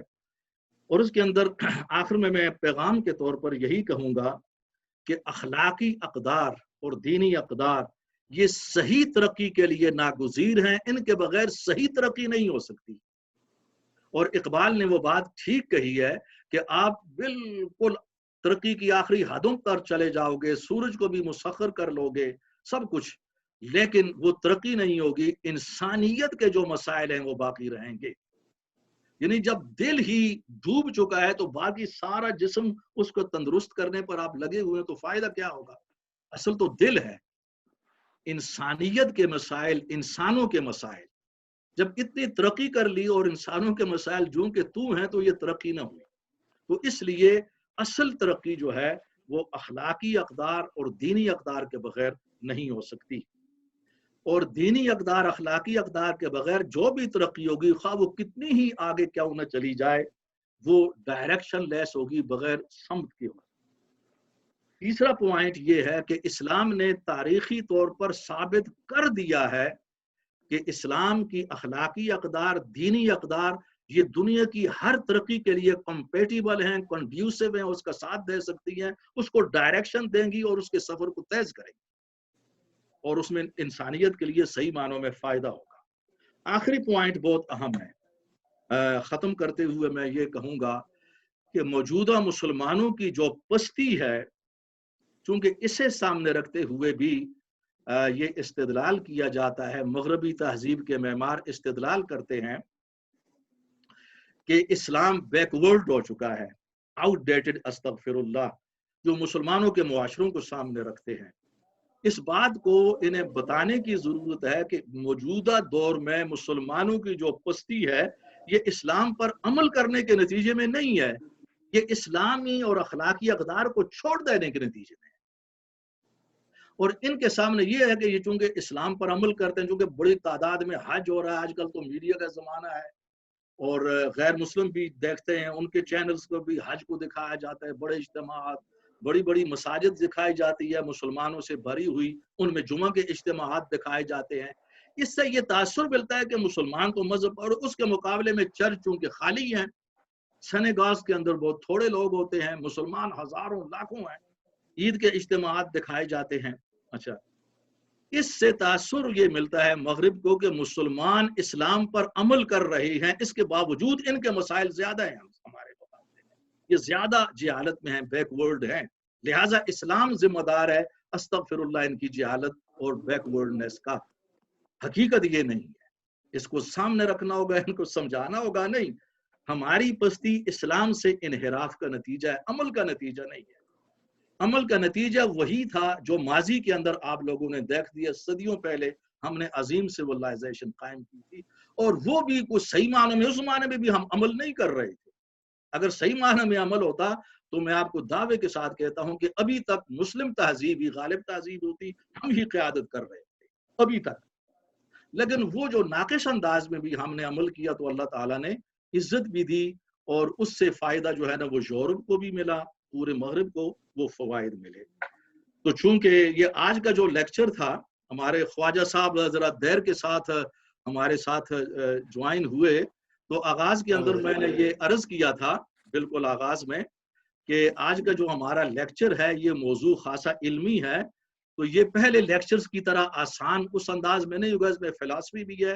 تو میں نے عرض کیا آپ سب لوگ چونکہ یونیورسٹیوں کے پڑھے ہوئے ہیں تو آپ یوں سمجھ لیں کہ آپ یونیورسٹی کے کلاس میں آ چکے ہیں، تو اس لحاظ سے میں شکر گزار ہوں کہ آپ کافی دیر سے یہ باتیں سنتے رہے۔ یہ ایک بہت بڑا موضوع ہے اور اس پر بہت زیادہ لکھنے کی ضرورت ہے، انشاءاللہ کافی کام ذاتی طور پر میں نے اس پر کیا ہے۔ آپ دعا کریں کہ اللہ تعالیٰ ہمیں کامیابی عطا فرمائے، اللہ تعالیٰ ہمارا حامی و ناصر ہو۔ آپ کا بہت بہت شکریہ۔ جزاک اللہ خیر، جزاک اللہ خیر، جزاک اللہ خیر۔ السلام علیکم ورحمۃ اللہ۔ وعلیکم السلام ورحمۃ اللہ۔ السلام علیکم۔ جس کے کوشچنز ہیں تو پھر وہ کوشچنز جو ہیں۔ السلام علیکم ڈاکٹر صاحب۔ وعلیکم السلام ورحمۃ اللہ۔ میرے سر دو سوال ہیں۔ آج میں ایز اے ڈیولز ایڈوکیٹ سوال پوچھ رہا ہوں۔ اس کا یہ مطلب نہیں، اس کا یہ مطلب نہیں کہ میں شیطان کی وکالت کر رہا ہوں، لیکن ایز اے نقاد یہ سوال آپ سے پوچھ رہا ہوں۔ نہیں، وہ ہمیں اس کا پرانا تجربہ ہے نا، چونکہ یونیورسٹی میں ہم لیکچرشپ کر چکے ہیں اور وہاں پر بہت زیادہ جو ہے نا وہ سامنا کرنا پڑتا ہے انہی معاملات کے اندر، سوالات کا، مسلمانوں اور غیر مسلموں کا۔ یونیورسٹی کے اندر تو بہت ہماری بری حالت ہو جایا کرتی تھی۔ جی ہم فرمائیں۔ میرا سوال ہے کہ یہ کیا یہ مغرب اس تنقید میں حق بجانب نہیں ہے کہ اسلام تو جو ہے وہ is a kind of utopia which does not exist in real world۔ اگر ہم آج ایپل کو ایپل سے کمپیئر نہیں کر رہے، ہم ایپل کو پیئر سے کمپیئر کر رہے ہیں، ہم مغربی تہذیب کو اسلام سے کمپیئر کر رہے ہیں، یہ نہیں کر رہے کہ مغربی تہذیب کو مسلمانوں کی تہذیب سے کمپیئر کر رہے، تو وہ اس تنقید میں حق بجانب نہیں ہے کہ Islam is a utopia that does not exist in the real world. ایک سوال یہ ہے. دوسرا کہ اللہ پہ صرف مسلمانوں کی عزاداری نہیں ہے. قرآن شریف کی جو شروع ہوتا ہے پہلی آیت ہے الحمدللہ رب العالمین، وہ نہیں کہتا کہ الحمدللہ رب المسلمین. اس کا مطلب ہے کہ اللہ جو ہے وہ پورے کائنات کا رب ہے، جس میں مسلمان بھی ہے، غیر مسلم بھی ہے، ہندو بھی ہے، سکھ بھی ہے، کرسچن بھی ہے، یہودی بھی ہے، اور جو جن کا مذہب پہ بھی یقین نہیں ہے وہ لوگ بھی کرتے ہیں.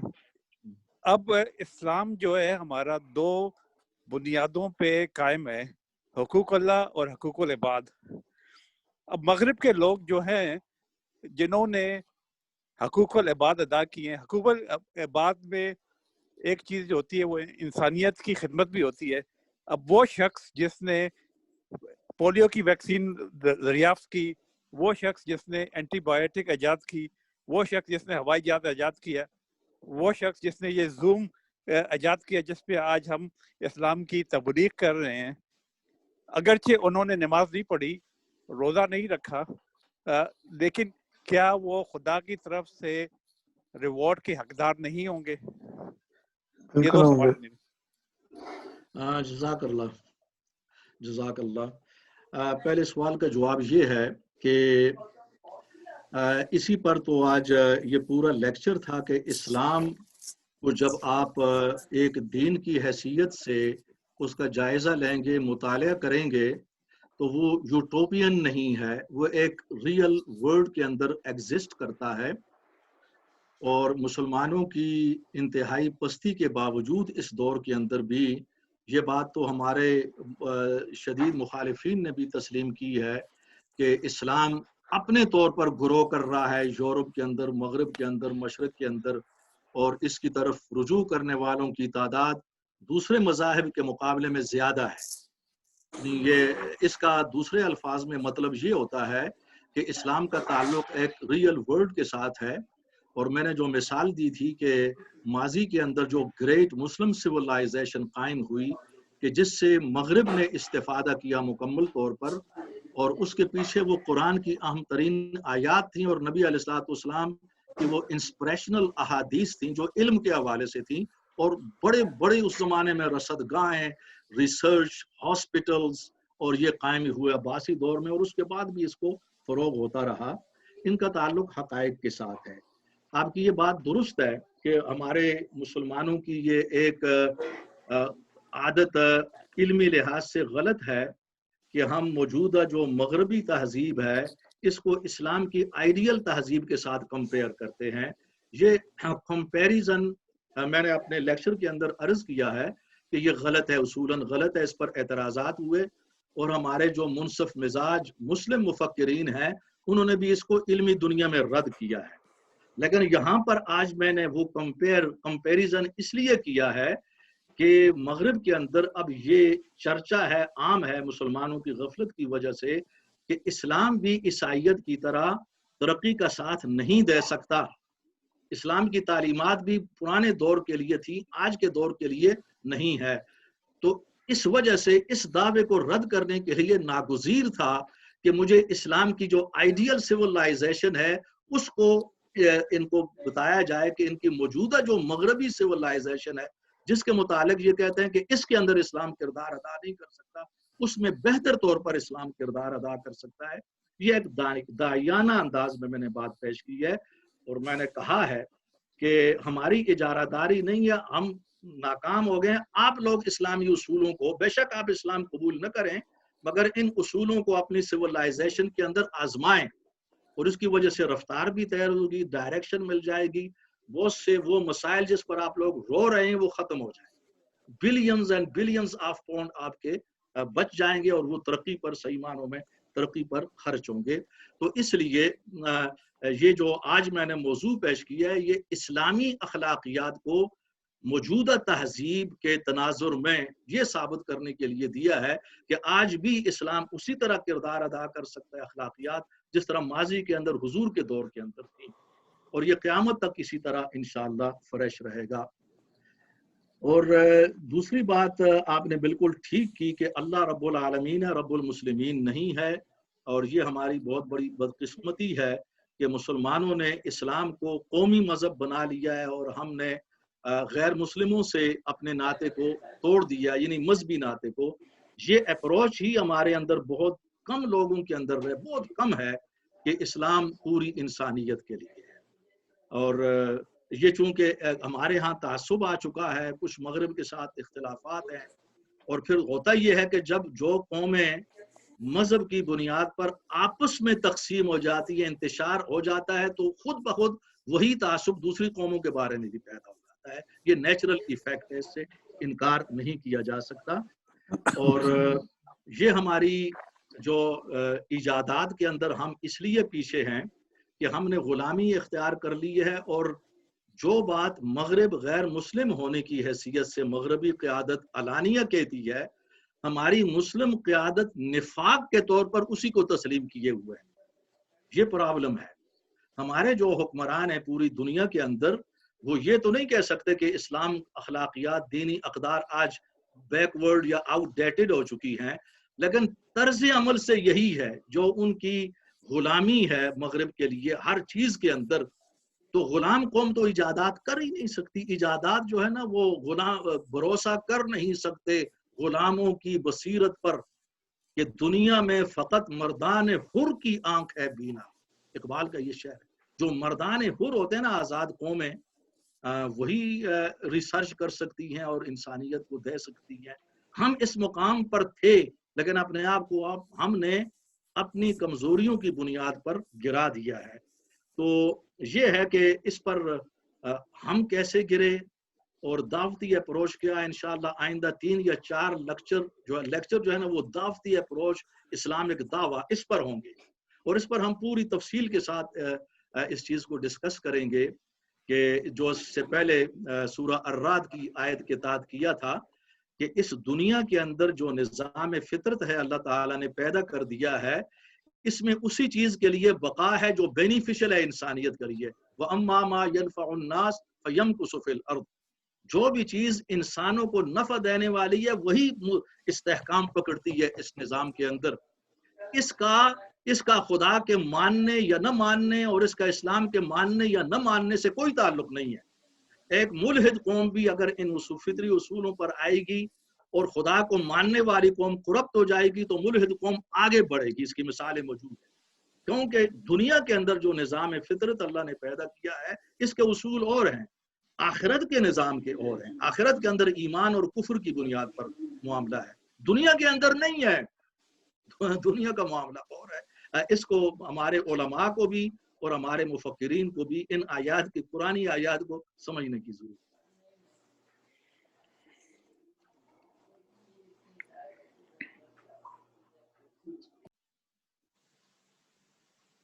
میں کچھ ڈاکٹر صاحب سوری، آواز آ رہی ہے؟ جی جی بالکل کلیئر ہے۔ ہاں جی، مجھے سب سے پہلے تو بہت افسوس، کچھ ایسی مصروفیت آڑے آئی کہ میں شروع والا لیکچر جو کہ مجھے تھا کہ آج میرے سوالوں کا بھی بہرحال اس کے لیے تو بہرحال افسوس رہے گا۔ چلیں، بہرحال میرا یہ ہے کہ جی دیکھیں، ہم انفرادی طور پہ کچھ اداروں کو یا کچھ چیزوں کو تو ٹھیک ہے کہ ہم پریسیڈنٹ کے طور پہ کہتے ہیں کہ جسے فالو کیا جائے یا ہماری تہذیب کے شاہکار تھے، لیکن بات یہ ہے کہ دیکھیں ادارہ جو ہے نا، ہم سوائے اس کے کہ بھئی ہم خلفائے راشدین کا، جس میں حضرت امام حسن کے وہ 6 ماہ بھی ہم چلیں قبول کرتے ہیں، اس کے بعد تو ملوکیت کی ہم نے وہ کہنا چاہیے بحیثیت ایک نظام حکومت کے، وہ ہماری تاریخ کی کہنا چاہیے وہ چیکرڈ ہسٹری ہے، جس میں سوائے عمر بن عبدالعزیز کے بہت مختصر سا عرصہ باقی تو کوئی ایسی قابل رشک جو ہے وہ بحیثیت ادارے کی کوئی چیز نہیں، جس کی وجہ سے آج تک کم جو ہے ابھی اس دور میں بھی وہ جمہوری نظام جس کو ہم سمجھتے ہیں کہ جی ہمارے مزاج کے قریب ترین ہے، کہ جس میں شورا کا جو ہے وہ اہتمام کیا جاتا ہے، اس پہ عمل نہیں کر پا رہے. اچھا وہ اب چونکہ اوپر سے جب یہ چیز نظر نہیں آتی تو وہ نیچے سرایت کرتے ہوئے ہم اختلاف جو ہے وہ برداشت نہیں کر پاتے. لہذا وہ سیاسی اختلاف ہو یا مسلکی اختلاف ہو، ہم تو بہت چھوٹی چھوٹی چیزوں میں جو ہے وہ کھوئے ہوئے. اب یہ تو بہت بڑی چیزیں ہیں. اس میں آپ نے جیسے حضرت علامہ کا شعر بھی کہا، اور مجھے بھی وہ یاد آ رہا ہے کہ گزر جا سے کہ یہ نوش چراغ راہ ہے منزل نہیں ہے. منزل نہیں. عقل کو اس حد تک، عقل ایک حد تک پہنچ کر تو پھر جو ہے جواب جب نہیں ملتا تو اسکیپٹسزم کی طرف چلے جاتے ہیں. لیکن ہم تو جو ظاہری طور پہ، جس میں ابھی ہمارے ساتھی نے بہت خوبصورت کہی ہے، وہ پھر یوٹاپیا بن جاتا ہے کہ لوگ یہی پوچھتے ہیں کہ جی ہمیں کتابیں نہ دکھاؤ، عمل دکھاؤ. کوئی ایک ایسا قطعہ، کوئی شہری دکھا دو جس میں آپ یہ جو اسلام کے ابدی اصولوں کا پرچار کر رہے ہیں. جو کنورٹڈ مسلمین ہیں یا ایون مستشرقین میں سے بھی کچھ لوگ جو آتے ہیں ہمیں، جو اس کی وہ اچھی انٹرپریٹیشن کرتے ہوئے، کبھی تو وہ لگتا ہے کہ وہی کہ کہیں پاسباں مل گئے کعبے کو صنم خانے سے، ہم پیچھے رہ جائیں. اور یہ جو ہے وہ کنورٹڈ ہو کر کے بہتر کہنا چاہیے اسلام کی شکل. اصل چیز جو ہے وہ وہی کہ ہم عملاً جو ہے وہ ٹینجیبل فارم میں نمونہ کیا پیش کریں. اب میں یہ ایسے ہی دیکھ رہا تھا، اب ہم آن لائن پہ سب بڑے بڑے مداح ہیں، ٹھیک ہے، بہت اچھی چیز ہے. اس سے جو ان دی لانگ رن آپ کے جو سوشل ڈسٹینسز جو ہیں اب فزیکل دوری میں تبدیل ہو جائیں گے. دا ٹائم ول کم کہ جب اب بچوں کو جو ہے، یا میں دفتر میں جاتا ہوں یا بچے جو ہیں وہ اسکول میں جاتے ہیں، وہ ایک جو سوشل انٹرکورس ہوتا ہے وہ چیزیں ختم ہوتی جائیں گی. اور دا ٹائم ول کم کہ یہ ہم سب جو ہے روبوٹ بن کر کے جو ہے نا، تو پجن ہولز کی طرح جو کام کرتے ہوئے باہر آئے، کھانا کھایا، اس کے بعد پھر داخل ہو گئے. وہ جو نظام ایک مطلب سوشالوجی ہمیں سکھاتی ہے کہ انسان ادروائز تو ایک ہمارے ناطق کی حیثیت سے زندہ رہے گا. یہ چیزیں شروع میں آسانی ہیں یا سہولتیں تو لگتی ہیں، لیکن وہ دس از ٹو مچ ود اس. وہ جس طرح ورڈزورتھ روتا تھا کہ this world is too much with us, اور made from far from madding crowd, اور ہے دل کے لیے موت مشینوں کی حکومت. یہ اب اتنا ہمارے اوپر سوار ہوئے جا رہے ہیں کہ وہ نارمل اخلاقی اقدار جو ہے ان سے بھی ہم دور ہوتے جا رہے ہیں. لہذا خطرے کی گھنٹی یہ ہے کہ فیملی کا بانڈ جو ہے وہ ٹوٹ گیا. اگر جو میری نظر میں آخری ہمارا سہارا ہے جو معاشرے کو توازن میں رکھے گا، اور جس کو بچوں میں اسکول میں شروع سے ہی کہ you are independent, you are to go against your parent, وہ تہذیب سکھائی جا رہی ہے جس میں وہ چیزیں ساری جو ہیں وہ لگتا ہے کہ ہوا میں اٹھتی ہوئی نظر آئیں گی. بہت بہت شکریہ. یہ بڑا انٹیلیکچول آپ کی کنٹریبیوشن ہے.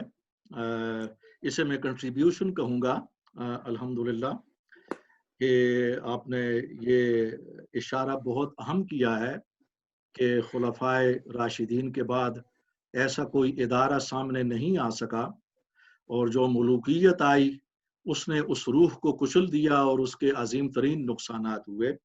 اس کی طرف میں نے اپنے اسی لیکچر کے اندر، آپ نے شاید اگر مس کیا ہو یا آپ آ چکے ہوں، 2 مرتبہ میں نے اس کا اظہار کیا ہے، اس کو ریپیٹ کیا 2 مرتبہ. اور اس میں یہ تھا کہ جس زمانے کی ہم بات کر رہے ہیں کہ مسلم میں نے اس کو اسلامک سیولائزیشن دانستہ نہیں کہا، مسلم سیولائزیشن کہا تھا، کہ جب اس نے ترقی کی تھی قرآن کے اصولوں کو سامنے رکھتے ہوئے، تو ایک لفظ میں نے جملہ ایڈ کیا تھا کہ وہ ناقص انداز میں ہم نے وہ رجوع کیا تھا، کامل نہیں تھا. اس ناقص رجوع کی وجہ سے بھی اللہ تعالیٰ نے نعمتیں تھیں. تو میں نے یہ کہا تھا کہ اگر ہمارا کامل شکل میں اس وقت رجوع ہوتا، چونکہ ملوکیت تھی، ملوکیت کے جو ہے نا وہ اپنے مسائل ہوتے ہیں، ملوکیت کی وجہ سے کامل رجوع ممکن نہیں تھا. اگر کامل ہوتا تو میں اب بھی یہ بات دعوے کے ساتھ کہتا ہوں کہ اب تک مسلم سیولائزیشن ہی کی قیادت ہوتی، مغربی تہذیب پیچھے ہوتی. لیکن اس کو مٹ جانا تھا، اس لیے کہ وہ میری تعمیر میں مضمر ہے ایک صورت خرابی کی. وہ خرابی کی صورت شروع میں موجود تھی جو مسلمانوں نے خود پیدا کی. اور اب تو ظاہر ہے کہ جب قوم زوال کا شکار ہو جاتی ہے، پستی کے اندر آ جاتی ہے، تو اس میں ہر قسم کی خرابیاں، جہالت، اختلافات اور برداشت ختم ہو جاتی ہے. تو یہ اس سے مسلمان گزر رہے ہیں. اس بات کی ضرورت ہے کہ مسلمان اور مسلمان قیادت اپنے آپ کو اس سے نکالے. اس لیے کہ اس سے ہمارا لیکچر کا یہ مقصد ہی یہی تھا کہ مغربی تہذیب اپنی سمت سے ہٹ چکی ہے، ڈائریکشن لیس ہے، اور انسانیت کو جو فوائد ملنے چاہیے وہ نہیں، اور اپنی منزل سے بھی دور ہے. یہ ایک چیلنج ہے. آپ کی بات سے ہم اتفاق کریں گے کہ سوشل فاصلے مستقبل کے اندر یہ ایک بہت بڑا چیلنج ہوں گے. عام اخلاقیات کو بھی جو موجود ہیں یہ خطرہ ہے. تو ظاہر ہے کہ اس خطرے کا سامنا کبوتر کی طرح آنکھیں بند کر کے نہیں کیا جا سکتا. اس کے لیے مسلم علماء، سیاسی قیادت، جو مفکرین مدبرین ہیں، انہیں اپنی حکمت عملی اور اسٹریٹجی طے کرنا پڑے گی، اور اس حالت سے اپنے آپ کو نکالنا ہوگا. اس کے لیے ضروری ہوگا کہ مسلمانوں میں ایسے لوگ پیدا ہوں جو مسلمانوں سے یہ کہیں کہ تم اپنے آپ کو کریٹیکلی اینالائز کرو، تم معصوم نہیں ہو، اپنی کمزوریوں کو دور کرو. کمزوریاں دور ہوں گی تو خود بخود ہی وہ خوبیاں پیدا ہوتی چلی جائیں گی. تو یہ ہے کہ اللہ تعالی ہمیں توفیق دے اور ہمیں اس خطرے سے نکلنے کی توفیق بھی دے اور وہ عقل اور تدابیر بھی دے. السلام علیکم ڈاکٹر صاحب. وعلیکم السلام.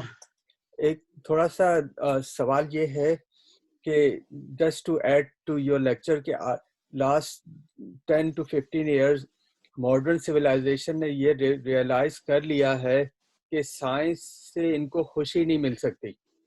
ان کو پتہ ہے کہ سائنس ایک حد تک ترقی کر سکتی، لیکن جو ذہنی سکون ہے وہ انہیں سائنس میں نہیں مل رہا.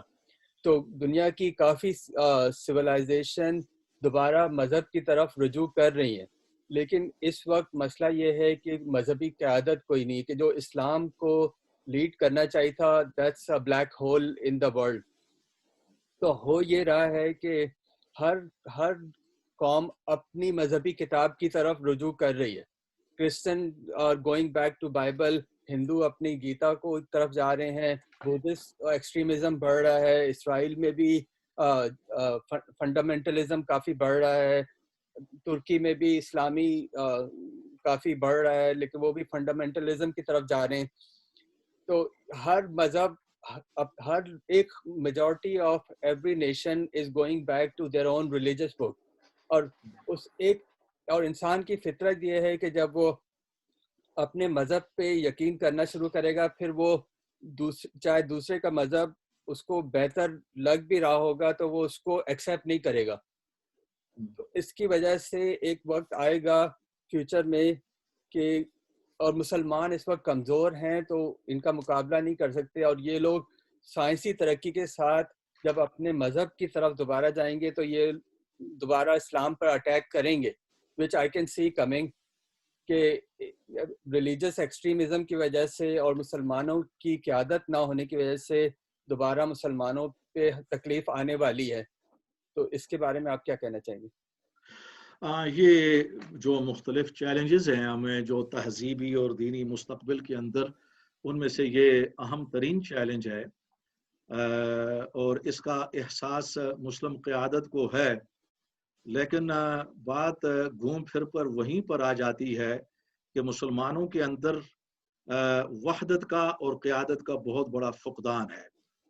ہمارے ہاں جو اختلافات ہیں، جو کچھ ایران اور سعودی عرب کے اندر ہو رہا ہے، اس کے پورے اثرات پورے مسلم ممالک پر پڑ رہی ہیں، ان کے آپس میں تعلقات پر پڑ رہی ہیں، اور پاکستان سب سے زیادہ متاثر ہوتا ہے. ہم نے اس سے پہلے بھی گفتگو کی ہے، وہاں پر شیعہ سنی کے حوالے سے جو تفریق ہے، بہت بڑی نفرت ہے، وہ جدال و قتال تک ہے.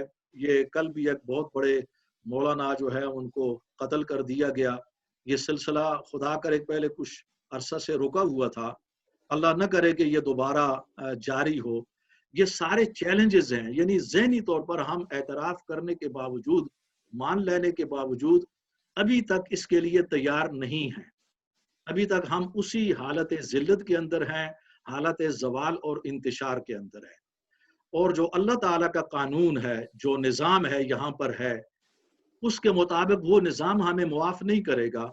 صرف اس وجہ سے کہ ہم قرآن کو ماننے والے ہیں، کچھ نہ کچھ نمازیں پڑھ لیتے ہیں، حج کو چلے جاتے ہیں، یہ چیزیں ہمیں آخرت میں تو کسی حد تک کم आएंगी दुनिया के अंदर काम नहीं आ सकती।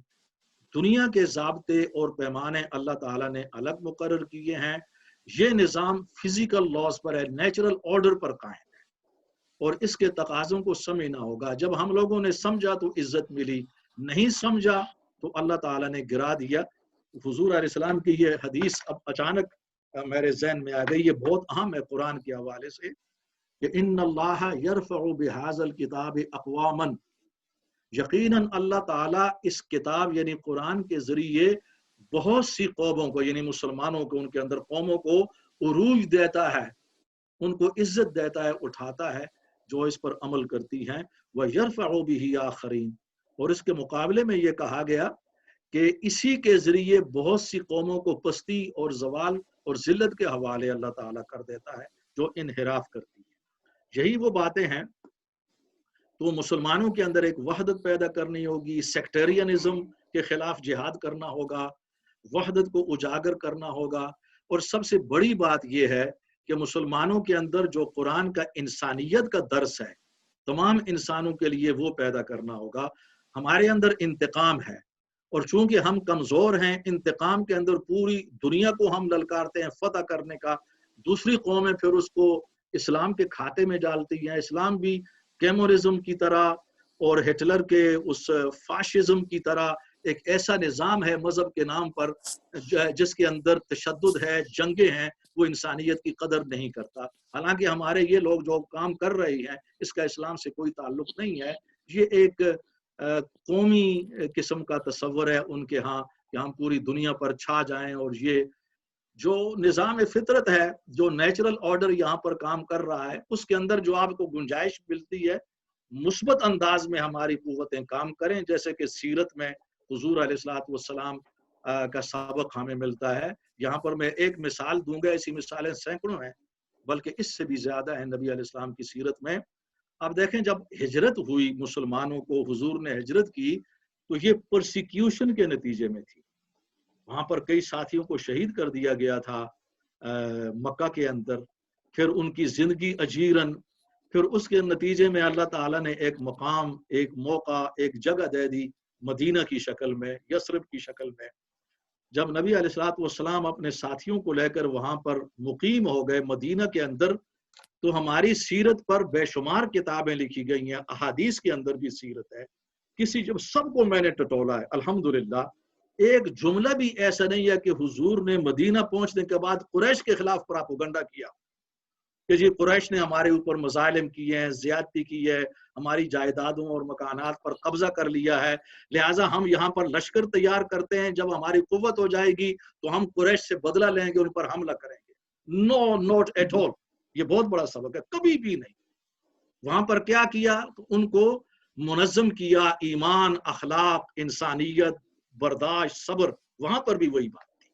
वो तो कुरैश बदकिस्मत थे, वो अबू जहल जैसे लोग, वो लश्कर लेकर दौड़ करके आ गए, खुद उन्होंने अटैक कर दिया। आपने तारीख को पढ़ा होगा, तो जाहिर है कि वहां पर तो हाथ जोड़कर तो कोई आदमी भी खड़ा नहीं रह सकता। ऐसी सूरत हाल में तो मुकाबला करना पड़ता है। और इन ही मुकाबलों में आहिस्ता आहिस्ता फतह मक्का की राह हुआ। लेकिन सीरत ये है कि उसके अंदर रहमत है इंसानों के लिए। हुजूर ने कोई मनफी प्रोपेगेंडा कुरैश के खिलाफ नहीं किया मदीना पहुंचने के बाद, ये बहुत बड़ा। लेकिन आज हम उठते बैठते हम ये समझते हैं कि इस्लाम हमारे लिए है, गैर मुस्लिमों के लिए बिल्कुल इस्लाम नहीं है। अल्लाह जो है वो रब्बुल मुस्लिमीन है, वो रब्बुल आलमीन नहीं है। और हुजूर रहमतुल लिल आलमीन नहीं बल्कि रहमतुल लिल मुस्लिमीन है। और यही तसव्वुर हमें मार दे रहा है, इससे निकलना।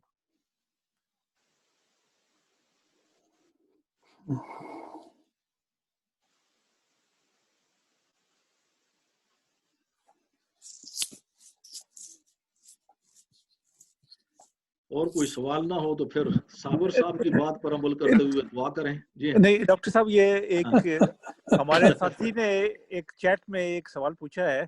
जी जी, उनका सवाल है, इज देयर एनी लिटरेचर और books authenticated that we can read ourselves and share with our non-Muslim community to enforce the same message that Islam is compatible with modern life? میں یہ سمجھتا ہوں کہ ہمارے اس دور کے ایک بہت بڑے اسکالر ہیں مولانا وحید الدین خان، یہ انڈیا سے ہیں، دلی سے. ان کی اپروچ اس لحاظ سے، ان کی جو اپروچ ہے یہ کافی حد تک کنٹروورشل بھی ہیں، اس لیے کہ یہ بہت واضح لکھنے والے آدمی ہیں، میٹھے میٹھے وہ لکھنے والے آدمی نہیں ہیں. مسلم امہ پر تنقید کرنا، آئینہ دکھانا، اور جو آدمی آئینہ دکھاتا ہے پھر وہ کنٹروورشل ہو جاتا ہے. یہ علماء کو بھی دکھاتے ہیں، پبلک کو بھی اور حکمرانوں کو. لیکن ان کی مغرب غیر مسلموں کے حوالے سے approach through my understanding that's ideal, quite beneficial and must be benefited as long as I know. To my limited knowledge ان کی 2 کتابیں ہیں کہ جو آپ نوٹ کریں. ایک God Arises، اور اب مجھے بتایا کہ اس کا نیا نام جو ہے یہ used to be the old name, the new name is Religion and Science. تو یہ ان کی ہے مولانا وحید الدین خان، اور دوسری ہے religion and science. Religion and science اور گاڈ ارائزز. گاڈ ارائزز ہے اور دوسری ریلیجن اینڈ سائنس. یہ 2 کتابیں غیر مسلموں کو میں سمجھتا ہوں کہ دی جانی چاہیے، اور اس سے ان کو بہت فائدہ ہو. ڈاکٹر صاحب میرا ایک سوال ہے اسی سے تھوڑا سا ملتا جلتا، وہ یہ ہے کہ قرآن میں بہت حد تک جو وحی نازل ہوئی حضرت محمد صلی اللہ علیہ وسلم پہ، وہ سوالات کے جوابات تھے جو اللہ نے نان مسلمس کو پہنچائے. جیسا کہ انہوں نے ایک دفعہ اعتراض کیا کہ جب آدمی مر جاتا ہے تو ہڈیاں ختم ہو جاتی ہیں، وہ کیسے زندہ ہو سکتی ہیں واپس دوبارہ. تو اس کے جواب میں وہ انہیں بتایا گیا کہ ایک پودے کو دیکھے، زمین خشک ہوتی ہے، جب اس پہ پانی پڑتا ہے تو پودا زمین سے نکل آتا ہے. تو اس طرح سے ایکسپلینیشن کی گئے. اب ہر آیت کے ساتھ ہم دیکھ لیتے ہیں تفاسیر میں کہ شان نزول بھی ہے، موقع نزول بھی ہے، لیکن یہ کہ ان کی جو کانٹیکسٹ ہے اتنا زیادہ ڈیٹیل میں نہیں دیا جاتا کہ کس نے سوال پوچھا تھا اور کس موقع پہ پوچھا تھا، اس کا جواب یہ آیت میں دیا گیا ہے. تو آیا کوئی ایسی کتاب اویلیبل ہے جو ہمیں ڈیٹیل میں شان نزول یا موقع نزول کے بارے میں بتا سکے کہ یہ آیات اس موقع پہ اس بندے نے یہ سوال پوچھا تھا جس کے جواب میں یہ دی گئی؟ تسلیم القرآن. ہاں جی ہاں، اس پر تو یہ شعبہ ہے، اس کو کہا جاتا ہے علوم القرآن. اس کے اوپر امام سیوطی کی الاتقان فی علوم القرآن، اور میرا خیال ہے اس کا انگلش میں ترجمہ ہو چکا ہے. اس کے اندر یہ ساری ڈیٹیل ہے. ان سے بھی پہلے امام الزرکشی تھے، ان کی البرہان فی علوم القرآن یہ 4 جلدوں کے اندر ہے. امام سیوطی سے زیادہ یعنی وہ ہے، اور اس کے اندر بھی یہ ساری ڈیٹیل ہے.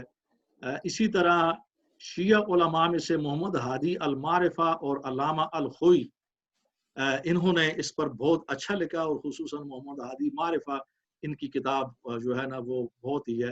لیکن میں آپ کو اہل سنتی کا حوالہ دوں گا، چونکہ ہم عموماً ان کی کتابوں سے استفادہ کرتے ہیں. تو میں یہ امام سیوطی کی کتاب ہے، لیکن یہ کافی ضخیم ہوتی ہے. آپ تو چونکہ علماء کے خاندان سے تعلق رکھتے ہیں تو آپ کے لیے تو مفید ہے، آپ کو تو ان کا مطالعہ کرنا چاہیے. اردو میں بھی ترجمہ موجود ہے اور انگلش میں بھی. امام سیوطی کی 2 جلدوں میں ہے. اس کا نام ہے الاتقان فی علوم القرآن. یعنی یہ اسلامی علوم کا خصوصی شعبہ ہے، یعنی علوم القرآن.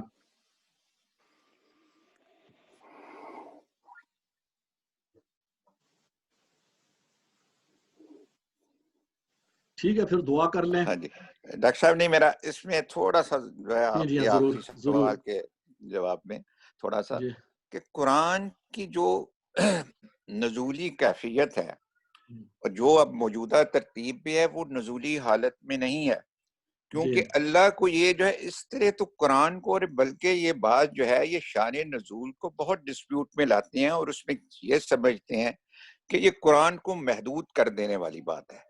بلکہ فرقہ بندی کی یا مسلکی جو ہے اس میں یہ چیزیں جو ہیں بہت ان کا کنٹریبیوشن ہے کہ ہم آیت جو ہے وہ آؤٹ آف کانٹیکسٹ لے کے اس کو اپنا جامہ پہنا دیتے ہیں، اور اس میں جو ہے شان نزول جو ہے اس طرح تو پھر جو ہے یہ موجودہ جو کہنا چاہیے جسے توقیفی ہم کہتے ہیں نزول میں آئی، اور جس پہ سب سے زیادہ اپنا فراہی اسکول آف تھاٹ نے ریسرچ بھی کی کہ اس کو جو ہے ہر آیت، ہر صورت اور اس کا عمود اور اس کا آگا پیچھا جو ہے اس قدر زبردست ہے کہ اس کے بلکہ اس کو الہامی ثابت کرنے کے لیے اور عین اسی کنڈیشن میں جس پر رسول پاک صلی اللہ علیہ وسلم کے دل پر اس کا نزول ہوا، تو لہٰذا اس میں یہ چیز جو ہے نا وہ اگر ہم ایک قصے کو لے کر کے یا ایک واقعے کو لے کر کے ہم شان نزول میں محدود کر دیں گے تو وہ قرآن کو ایک لحاظ سے محدود کر دینے والی بات ہوگی کہ یہ ایک نظریہ ضرورت کے تحت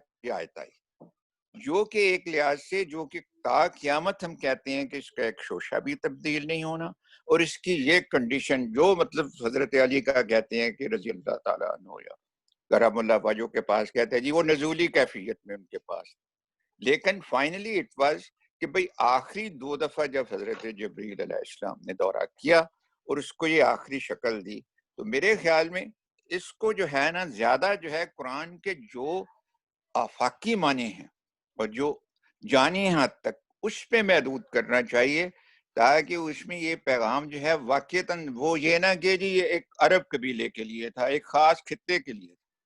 یہ میرے تھوڑے سے کنٹریبیوشن۔ نہیں وہ اس کے اندر جب شان نزول کی گفتگو ہوتی ہے تو اس میں ہمارے پیش نظر یا اصولاً علوم القرآن کو سامنے رکھتے ہوئے اس کی شکل یہ ہے کہ اس واقعہ کو کہ جس واقعہ کے نتیجے میں آیات آئی ہیں پوری انسانیت کے لیے، اس کو محفوظ رکھنا ایک تاریخ کا حصہ ہوتا ہے، اور جو بھی واقعات ہیں جن واقعات کے تحت قرآن کی آیات نازل ہوئی ہیں گو کہ واقعہ تو اس وقت ہوا تھا جو کہ سبب بنا، لیکن جو آیات نازل ہوتی ہیں وہ عمومی ہوتی ہیں، وہ قیامت تک کے لیے ہیں، ان کی حیثیت ایسی ہوتی ہے کہ شان نزول ان کو محدود نہیں کر سکتا۔ میں ایک مثال صرف آپ کو دوں گا، اور یہی مثال شان نزول کے حوالے سے جس قدر بھی آیات ہیں ان کے ساتھ یہ بات تعلق رکھتی ہے۔ اچھا یہ بات آپ نے اپنے ذہن کے اندر رکھیں کہ قرآن کریم کی جو اکثر آیات ہیں وہ عمومی نوعیت کی ہیں، وہ شان نزول سے تعلق نہیں رکھتی، جن کا تعلق شان نزول کے ساتھ ہے وہ اقلیت کے اندر ہے۔ اچھا یہ بات آپ ذہن میں رکھیں۔ اور جو شان نزول سے بھی تعلق رکھتی ہیں، شان نزول ان کو محدود نہیں کرتا۔ مثلا زمانہ جاہلیت کے اندر ایک رسم تھی زہار کی۔ زہار اسے کہتے ہیں کہ کوئی بھی آدمی جب اپنی بیوی کو یہ کہہ دیتا کہ تو میرے لیے میری ماں کی طرح ہے یا بہن کی طرح ہے، تو وہ بیوی ہمیشہ کے لیے اس پر حرام ہو جاتی اور فوراً طلاق ہو جاتی، کبھی بھی دوبارہ نکاح نہ ہو سکتا تھا۔ یہ اسلام سے پہلے۔ جب اسلام کا دور آیا تو سب سے پہلے زہار مدینہ کے زمانے میں ایک انصاری صحابی نے کر دیا، غصے کے اندر آ کر۔ ان کی جو بیوی تھی زوجہ، وہ انتہائی پریشانی کے اندر حضور علیہ الصلوۃ والسلام کے پاس حاضر ہوئیں، اور وہ رو رہی تھیں کہ یا رسول اللہ اس بارے میں تو ہمارا قانون جو پہلے زمانہ کا تھا وہ یہ ہے، اگر وہی ہوا تو پھر ہم برباد ہو گئے، میرے بچے ہیں اور وہ کیا۔ اور وہ حضور علیہ السلام دلاسا دے رہے تھے تسلی کریں، کچھ نہ کچھ وہی آ جائے گی۔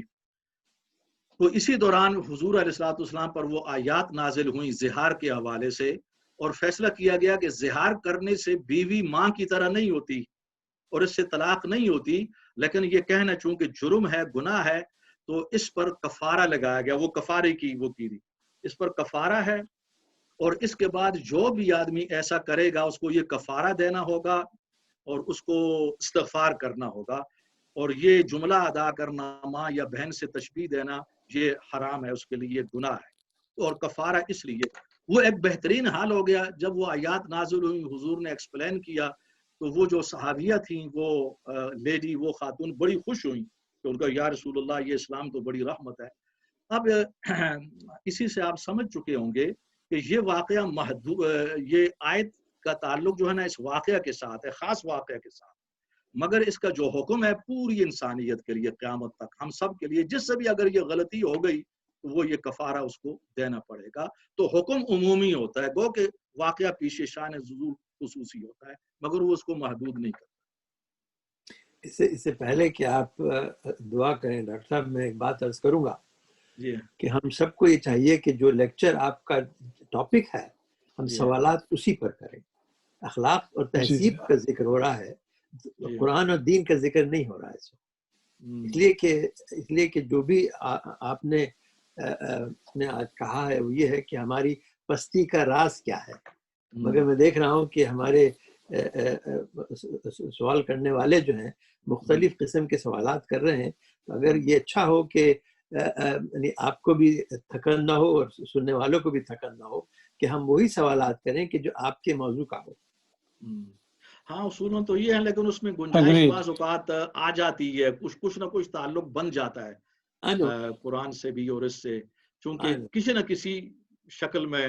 تو اس لیے اچھا ہوتا ہے کہ علم جو ہے نا وہ نہیں، تجربہ یہ بتاتا ہے، معاف کیجیے گا، کہ یہ ماشاءاللہ بہت اچھی چیز ہے. ہمیں اس سے دین کی روشنی مل رہی ہے. مگر ہوتا یہ ہے کہ اگر وقت سے زیادہ ہو جائے یا ٹاپک سے دوسرے طرف ہم چلے جائیں تو لوگوں کی پھر ذرا سی توجہ کم ہونے لگتی ہے. صحیح ہے، اس پر ٹاپک پر ہو تو وہ بہتر ہوتا ہے. ٹاپک پہ ہونا چاہیے انشاءاللہ. اب چونکہ ہمارا وقت انتہا کو پہنچ چکا ہے تو ہم صابر صاحب کی بات کی طرف جو ہے نا وہ چلیں گے، دعا کریں گے. جی جی. الحمدللہ رب العالمین والصلاة والسلام علی رسول محمد وآلہ وصحبہ اجمعین. اللہم ارنا الحق حقا وارزقنا اتباعہ وارنا الباطل باطلا وارزقنا اجتنابہ. اللہم انا نسألک علما نافعا وعملا متقبلا ورزقا طیبا.